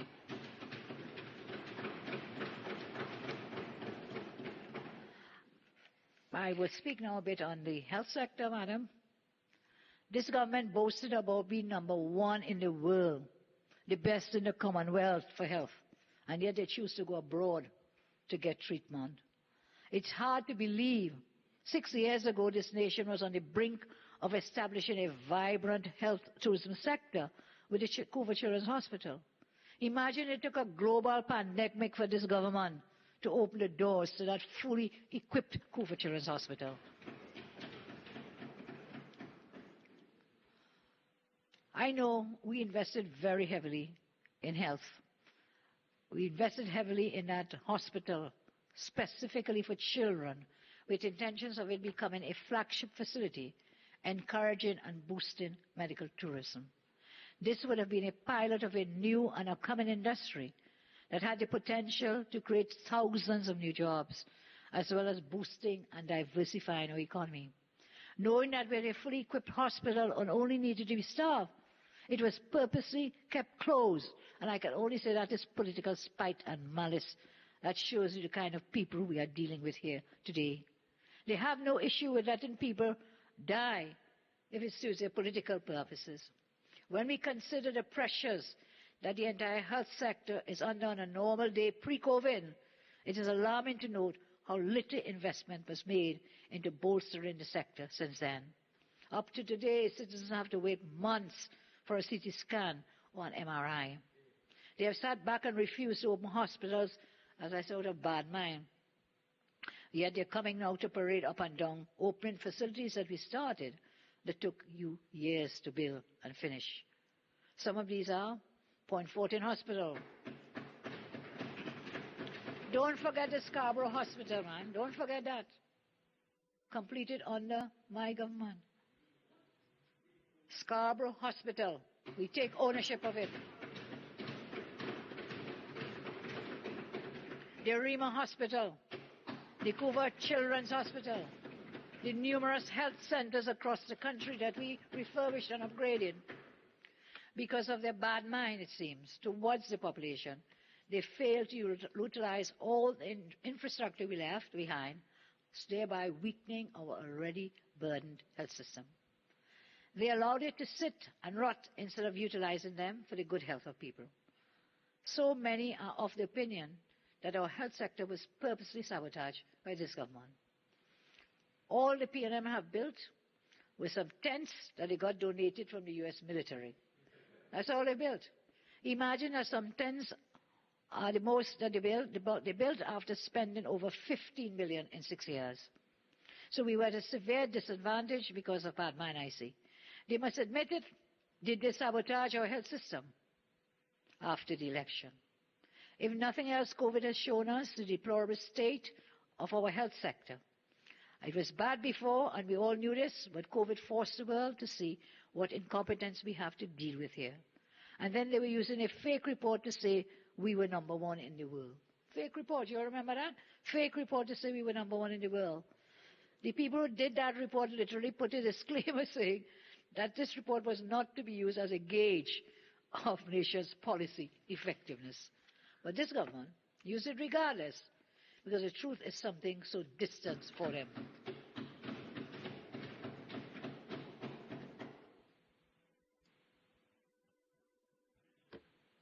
So where did the money go?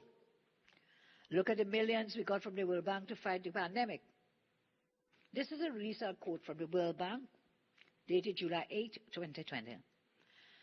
The World Bank approved US $20 million for the Trinidad and Tobago COVID-19 Emergency Response Project to respond to the COVID-19 pandemic and strengthen national systems for public health preparedness. I asked today, where did that money go? What was it spent on? More wasting of every single dollar they get. Then we have a Minister of Health who went on a comedy show for everyone to laugh at him, and he thinks he's some big TV star, some big Sawati. The health sector was doomed the minute they placed a bush doctor like Diyal Singh to head such a ministry. With education, there is so much wrong with how this government has treated the children of our beloved nation. I make no apologies for saying that our nation's children have always been close to my heart. Anyone who knows me knows that, and that is why it breaks my heart to see how this government treats with our children and our educators.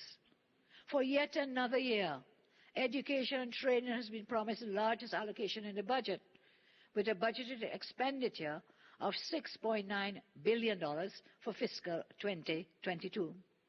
Last year, the budgeted figure was $7.97 billion, and in the year previous, 2019, $7.5 billion. So always the largest allocations.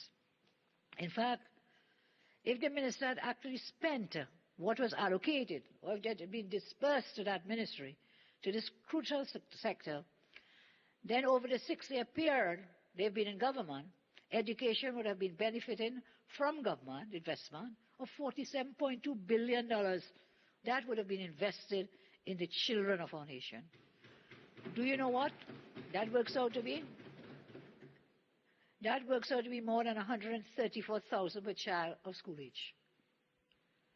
For that kind of money, our children should have been sitting in first world education facilities, learning in an interactive IT-supported e-learning environment, textbooks on their laptops, attending classes in upgraded schools with the best facilities and well-trained teaching and support staff.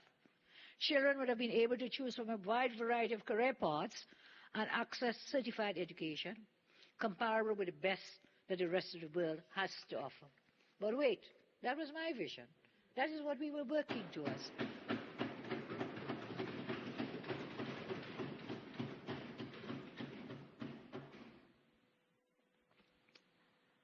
The PNM version is what we are stuck with today after 6 years.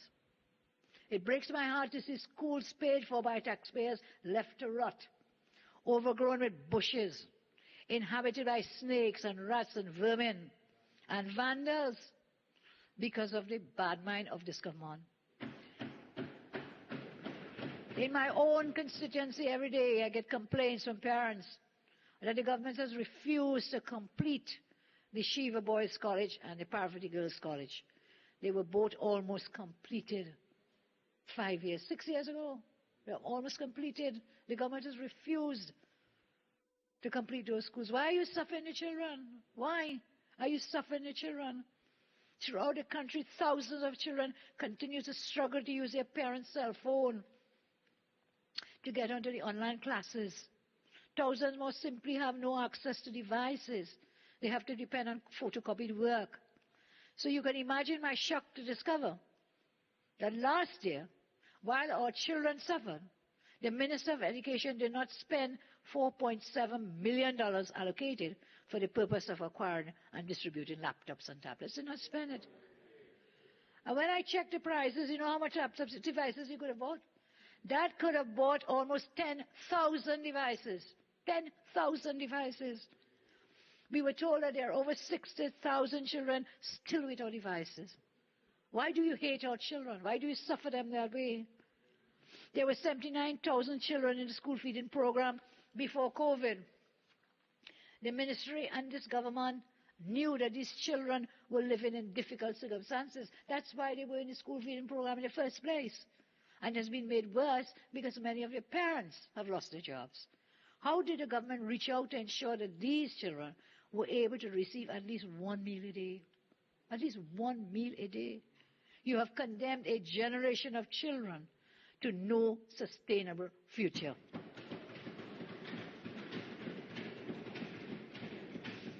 Coming to the end. The Rowley PNM government's housing policy, I turn to housing, has been nothing short of atrocious. The policy confusion has been acute. The lack of implementation is pathetic. And the suffering of the most vulnerable distressing. But, as we say, elections have consequences. And there will be no end in sight to the misery faced by the poor and deserving citizens in desperate need of shelter. The obscene realization that this government will do nothing except promise pie-in-the-sky projects came at page 76, when after tedious repetition of the same old projects, the Minister of Finance dropped his voice and slumped lower to whisper, "Madam Speaker, the upcoming demand for funding requirements will far exceed our ability to meet the required demand." That's the Minister admitting, I don't know, that they wouldn't be able to meet the demand. They wouldn't be able to perform. What he meant to say was, we have no money, so nothing will happen. That's what that means. The manifest abandonment of the construction sector, the engine of any economic revitalization strategy, could be found in the details.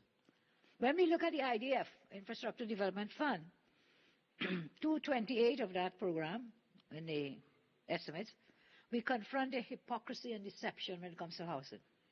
Unbelievable. They have budgeted $0 for the accelerated housing project. They have budgeted $0 for the accelerated housing project. I wonder what the Minister of Housing has to say about this. Why are you all treating the girl like that? Why have you given her some money to build some houses? Have you built any houses since you came into office? In the 6 years you've been there? A misnomer, if ever there was one. Accelerated housing program. $0 allocated. They budget $0 for that program. How can you build one single home when you budget not a cent for this accelerated housing program? This is proof of hypocrisy and deception by this government. They shamefully talk about home construction while they budget $0 to build houses. The Ministry of Housing is being run like a parlor. There is nothing under the ministry as if it was a plan to ensure that the minister was their only name. The public-private partnerships administered under the Ministry of Finance and the $25 million allocated under the ministry for finance last year for this purpose was only 5 million. And you come back again with more private-public partnerships. You have put only $5 million in your allocation. What do you expect any different results? I turn to public utilities, madam. And this ministry is so vital because everybody, or the majority of people, use electricity, and almost everyone uses water. Everyone uses water. Government has boldly signaled that utility rates will be increased in the near future. At a recent meeting of the JSC on land and physical infrastructure, the acting CEO of WASA stated that property tax will drive water rates up because water rates are calculated at annual taxable value. So, property tax is going to send your water rates up. That is said by the CEO of WASA. TNTEC and the Ministry of Energy, through the Cabinet Subcommittee on Energy, have completed the negotiations. So, what's going to happen there? These prices are expected to go up, and TNTEC is already indebted to NGC to the tune of $4 billion. So you're going to get property tax going up on you. You're going to get WASA rates on you. You're going to get TNTEC rates on you. That's a triple whammy. That's a triple blow to people who are already suffering, already under stress and under pressure.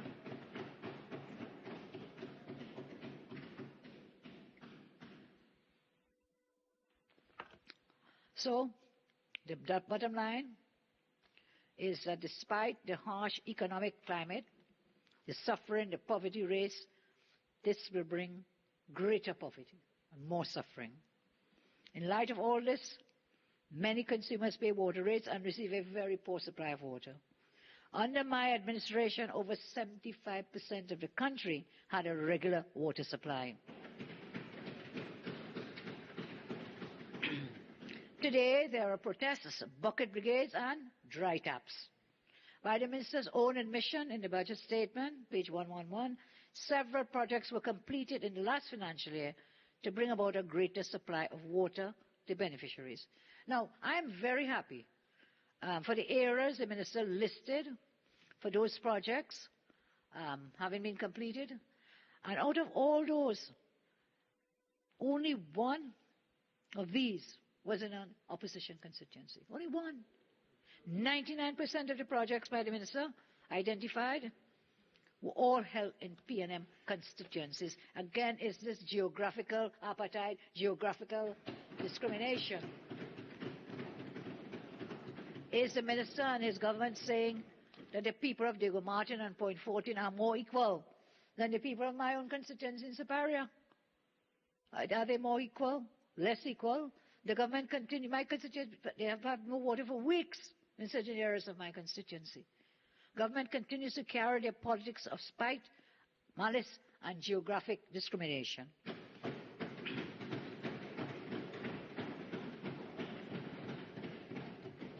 Instead of increasing the capacity of WASA's infrastructure, we have, wow, thank you, we have, my colleague is just showing me how much time I have left.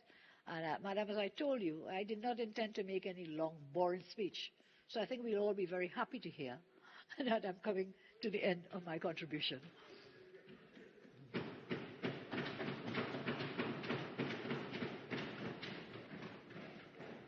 So, instead of increasing WASA's capacity, we have been over 100 million in cuts to materials and supplies. Government does not have the political will to fix the problems at WASA. Are these cuts a part of a plan to further emasculate and demonize WASA? Contract employment at WASA has now been cut by over $232 million under the line item in the estimates of expenditure, recurrent expenditure. Is this another part of the plan to drive WASA into the ground and then for government to come in as a savior? We have seen this playbook at Petrotrin.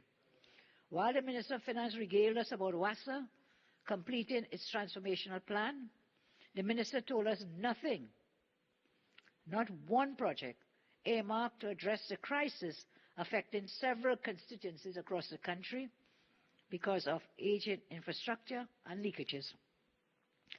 On the fiscal measures, the Minister of Finance announced the increase of rebates from 25% to 35% for customers whose bills are $300 inclusive of VAT or less.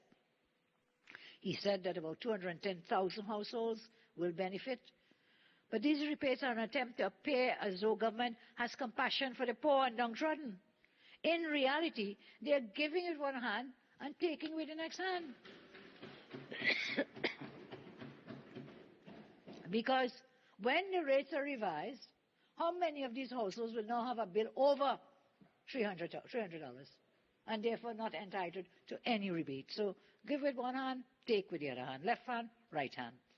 When the rates are revised, regarding impending review to the tariffs, this will have a severe impact on persons currently receiving rebates, because many of them are now come to fall over the $300 bracket based on the new prices. The minister knows this, and therefore, I know he used to tell me this from time to time when I'm in the Parliament in the past. He's playing smart with foolishness. That's what he's doing.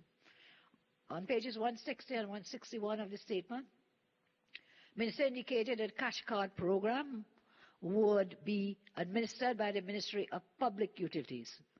That's a strange thing, you know. Is this going to be like another P&M slush fund, where P&M supporters receive the majority of cards, like what they do with other resources of the state? What will be the criteria to access these utility cash cards and fuel cards? Would it be a P&M party card, as we saw in the past? And why on earth did the minister not provide a timeline for the introduction of these cards? And why on earth is the Minister of Public Utilities heading a fuel cash card? How come utilities is giving out a fuel cash card? That should have been, I think, the new Minister of Energy. Fuel cash card. How is it going through the Minister? Why? Is that a typo as well? I can't say. The RSC is at its final stage of determining water and electricity rates. This requires public consultations.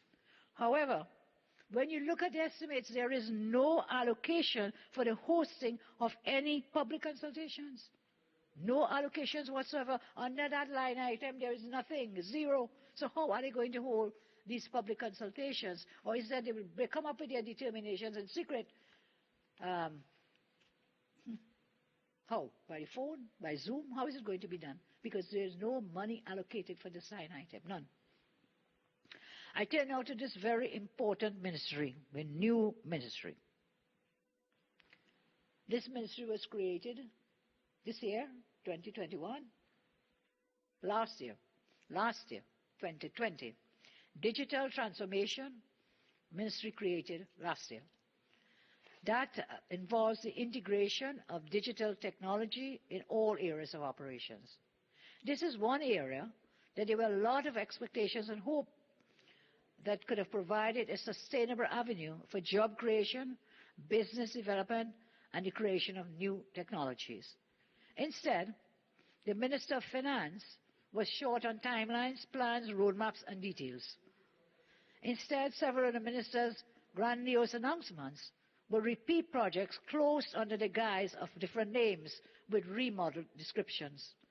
The Minister of Finance stood with a straight face, as we say. In local parlance, we would say, and he hit the copy and paste button when he reached this particular ministry.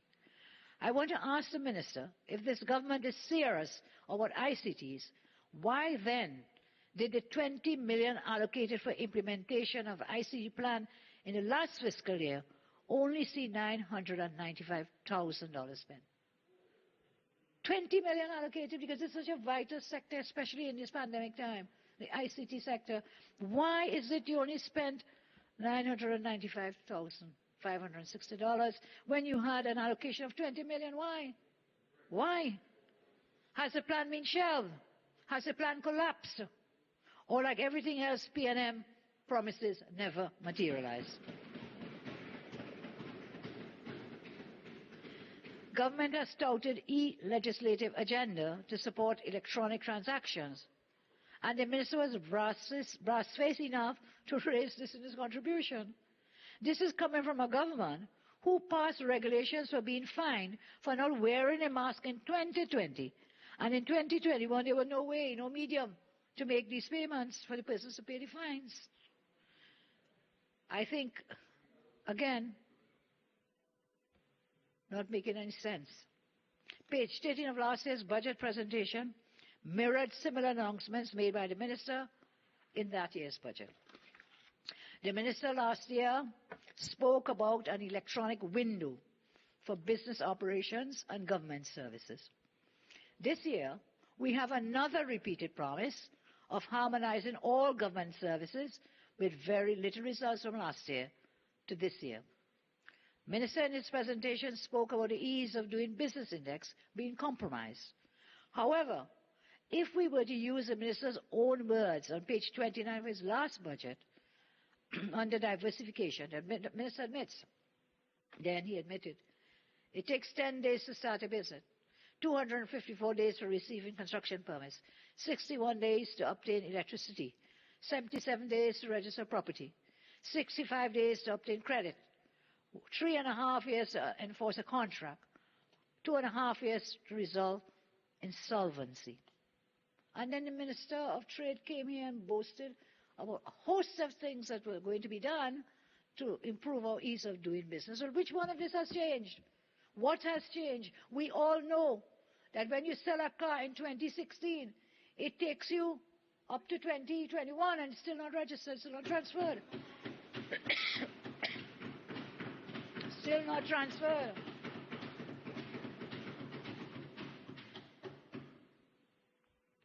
So, what has changed with the ease of doing business? And you know what I find is the most hilarious? The most hilarious. This brand new Ministry of Digitization. Digitization. Do you know? They do not even have a website. They do not have a website.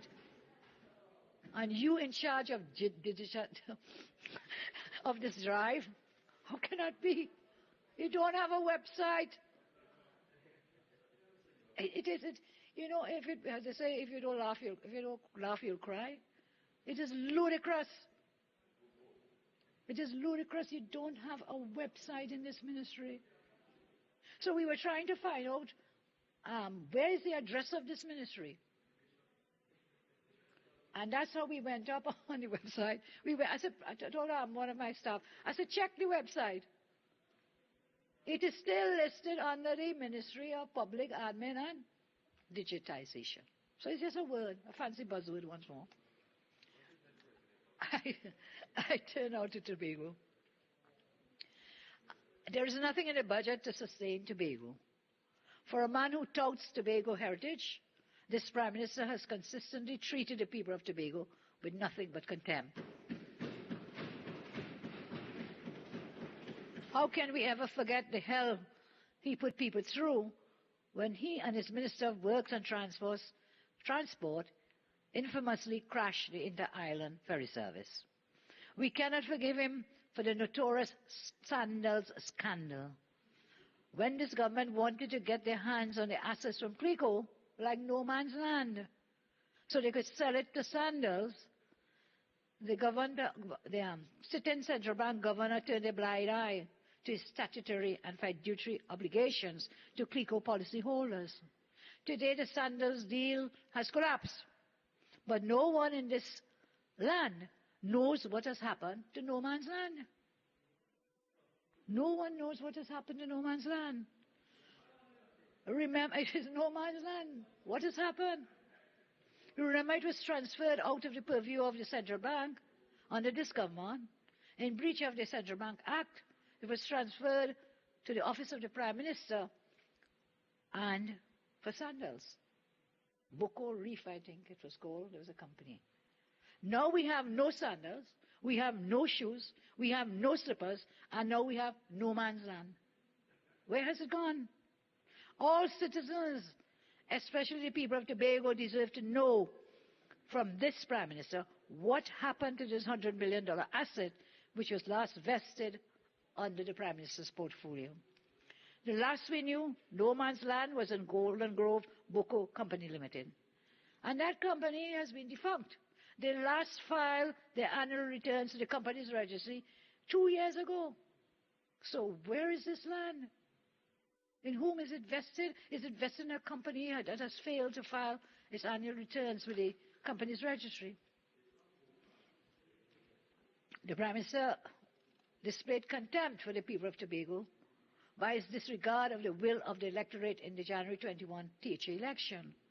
Existing law to break the deadlock. But the Rowley-led government instructed the EBC via unnecessary amendments to the law to change the law. That is Speaker, evidence Madam Speaker, of the 53(1)(e), please. The opposition leaders assured us it's not going to be much longer. Please, let's hear the opposition leader. Continue, ma'am. Thank you, Madam. Thank you very much.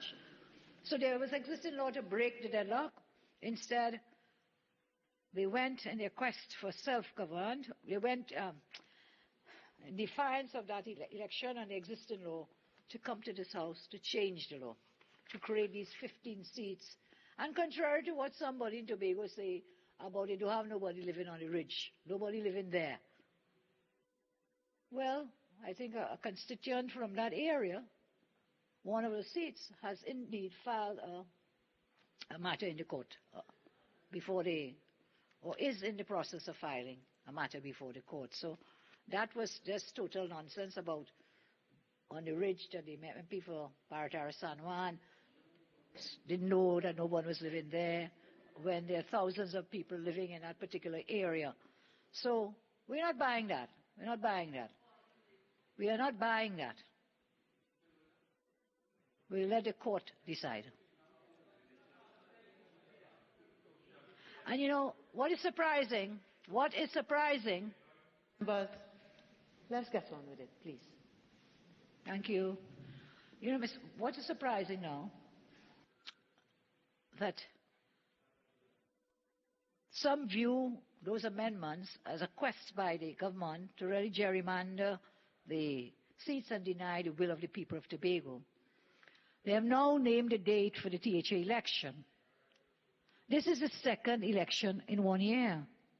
And it's ironic, given that the Davis South Electoral District in the Penal Davis Regional Corporation has been vacant for 7 months now. 7 months. 2 elections in Tobago in 1 year, none for Davis South. After 7 months, they have no elected representative.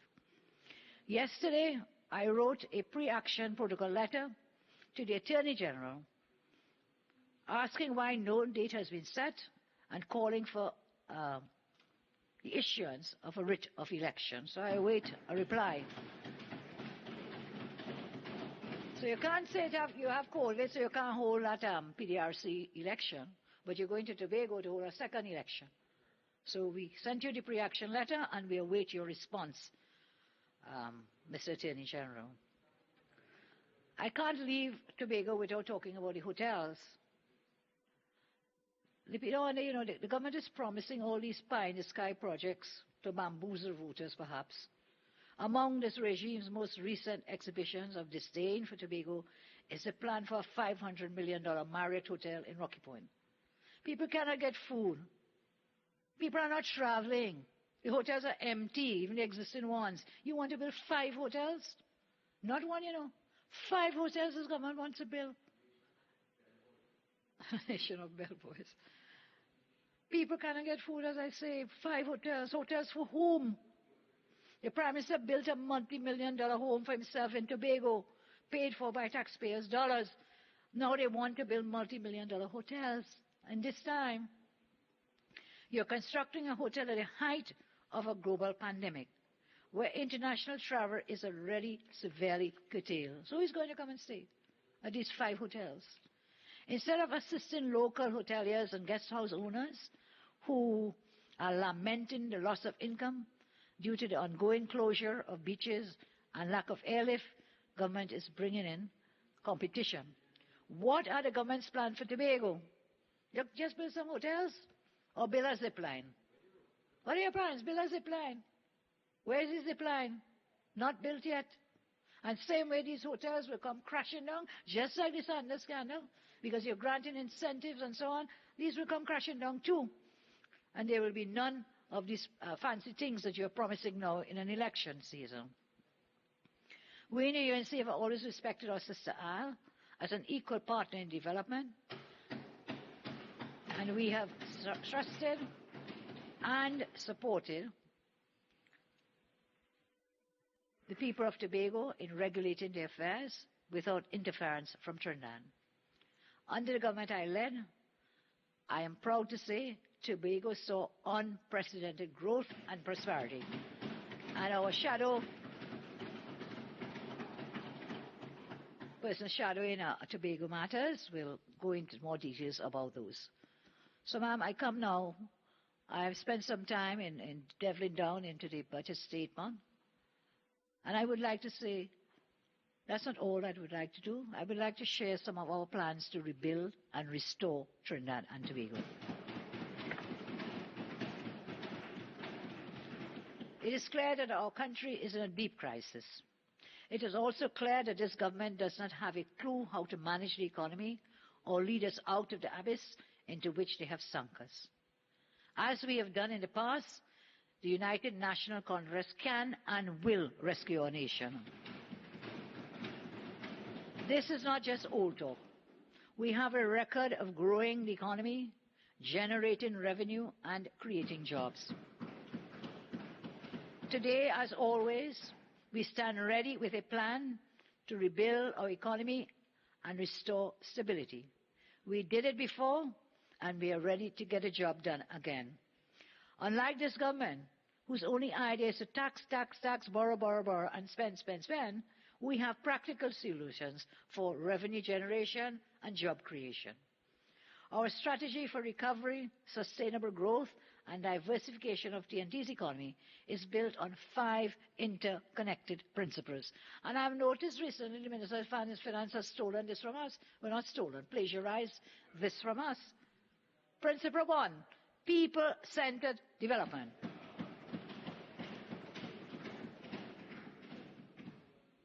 Getting people back to work. Principle 2, pro-business. Allow the private sector to drive growth and development. Principle 3, deepen economic reforms, but with a human face. Principle 4, local content. Give people a sense of ownership and independence. Principle 5, sustainability, promoting environmental stewardship. The UNC's National Economic Transformation Master Plan, I'll share some of that with you. The UNC has spoken to the people. We've consulted people. We've consulted with experts and professionals. And we have developed what we believe is a solid and sustainable National Economic Transformation Master Plan to rescue and restore TNT. The new UNC Master Plan lays out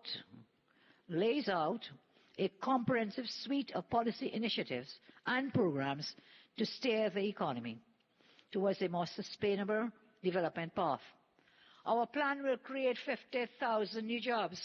We did it before without a new tax, and we will do it again. We will focus heavily on diversification and new business development so that people and country alike can benefit. Let's look at some of our prosperity engines, which is really aimed at diversification to grow more revenue streams and to create forex and to create jobs. On the most pressing issue of diversification, those opposite have spent their time doing nothing but talking. Indeed, over the last 5 years, the Prime Minister has displayed irritation and annoyance when confronted with the need to diversify the economy and develop new revenue streams. We must look elsewhere for economic sustainability. Now more than ever, with the collapsed economy, we must focus on new revenue streams and not just taxes. Taxes and borrowings have been the only source of revenue for this government, apart from raiding the HSF that will be built up. We have identified several prosperity engines to create new jobs, transform our economy, and create more revenue. Brechin Castle Agro-Processing Complex, a sugar manufacturing facility, an East-West Corridor Biotechnology Manufacturing Corridor, Sevilla Digital Innovation Park, Tamana Solar Tech Renewable Energy, West Port of Spain Trini Creative Arts Street and Area, East Port of Spain Steel Pan Manufacturing Facility. And you know, I have mentioned this before, and the member for Laventille, Minister Hines, got up and said, no, we have that already. We have that already. What we have is a very small private enterprise. We are talking about East Port of Spain Steel Pan Manufacturing Facility. I mean, look at this. We are the inventors of the only, what do you call it, percussion instrument, in whichever century, 21st century. And we had to buy steel pan from other people, but we should be exporting steel pan all over the world. This is ours, it is homegrown, it is indigenous, we are proud of it, we should be selling these pans. And that was what that was about. We'll talk about a Piarco Aircraft Maintenance Repair and Operations Hub. Piarco Aircraft Maintenance Repair and Operations Hub, again to create jobs, to bring in more revenue, to grow the economy. That's what these are for. A Cedrus Maruga Southwest Peninsula Economic Zone. Point Galiota Energy Logistics Hub. Plymouth International Cruise Ship Marina Complex. Making Tobago a duty-free zone. Port of Spain Port Revitalization, not leasing away the port and giving it away to your friends and finances and family. That's not what that was. That's not what that is.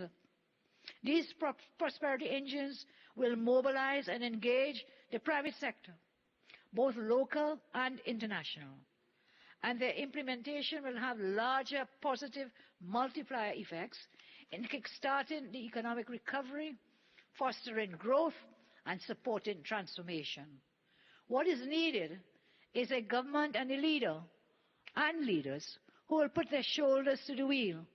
A government that will see the private sector and stakeholders as partners in the process of development. I am confident in the will and ability of our people to adapt to these challenges and to seize opportunities as we have demonstrated in the past. As I wrap up my contribution,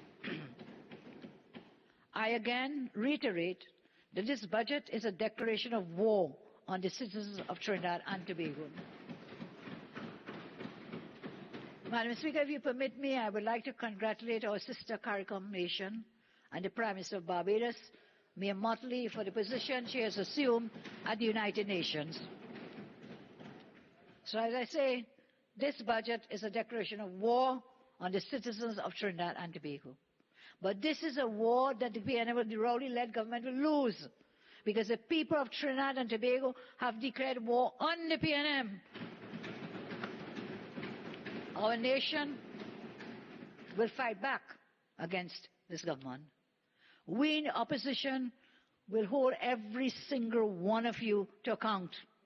None of you will escape. I think people in our land, they're singing the song and have the words saying, don't mistake our kindness for weakness.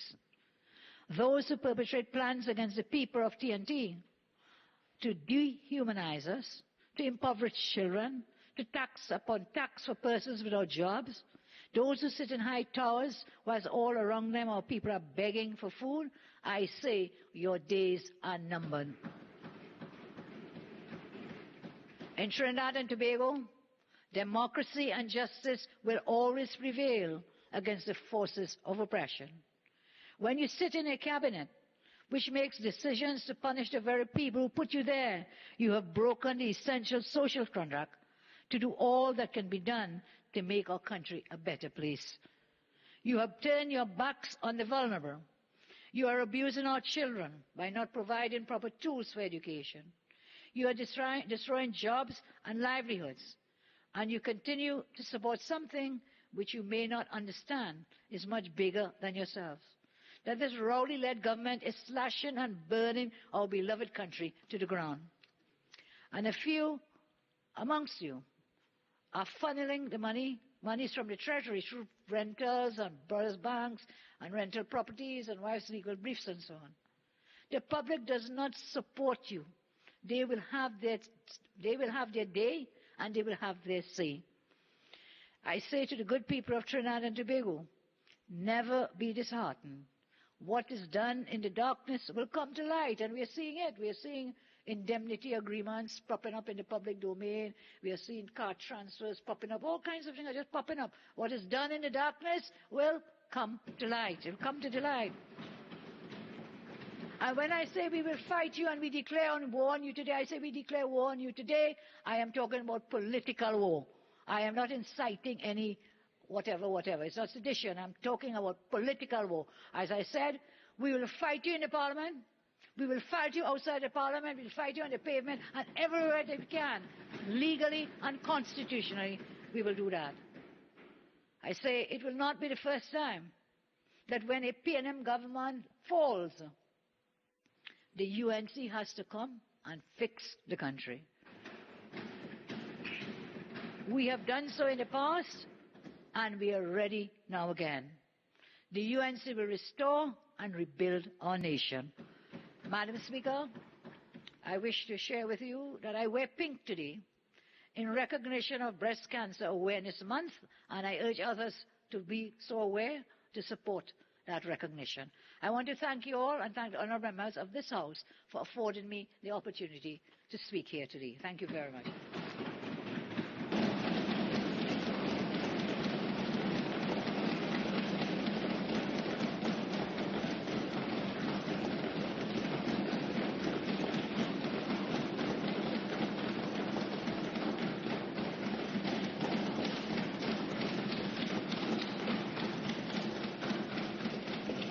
Honourable members, this House is now suspended and shall resume at 1:20 p.m.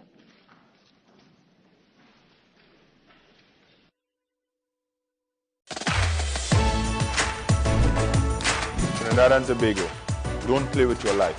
Remember to follow all COVID-19 guidelines at NLCB.USL. COVID-19 is no game. Play it safe.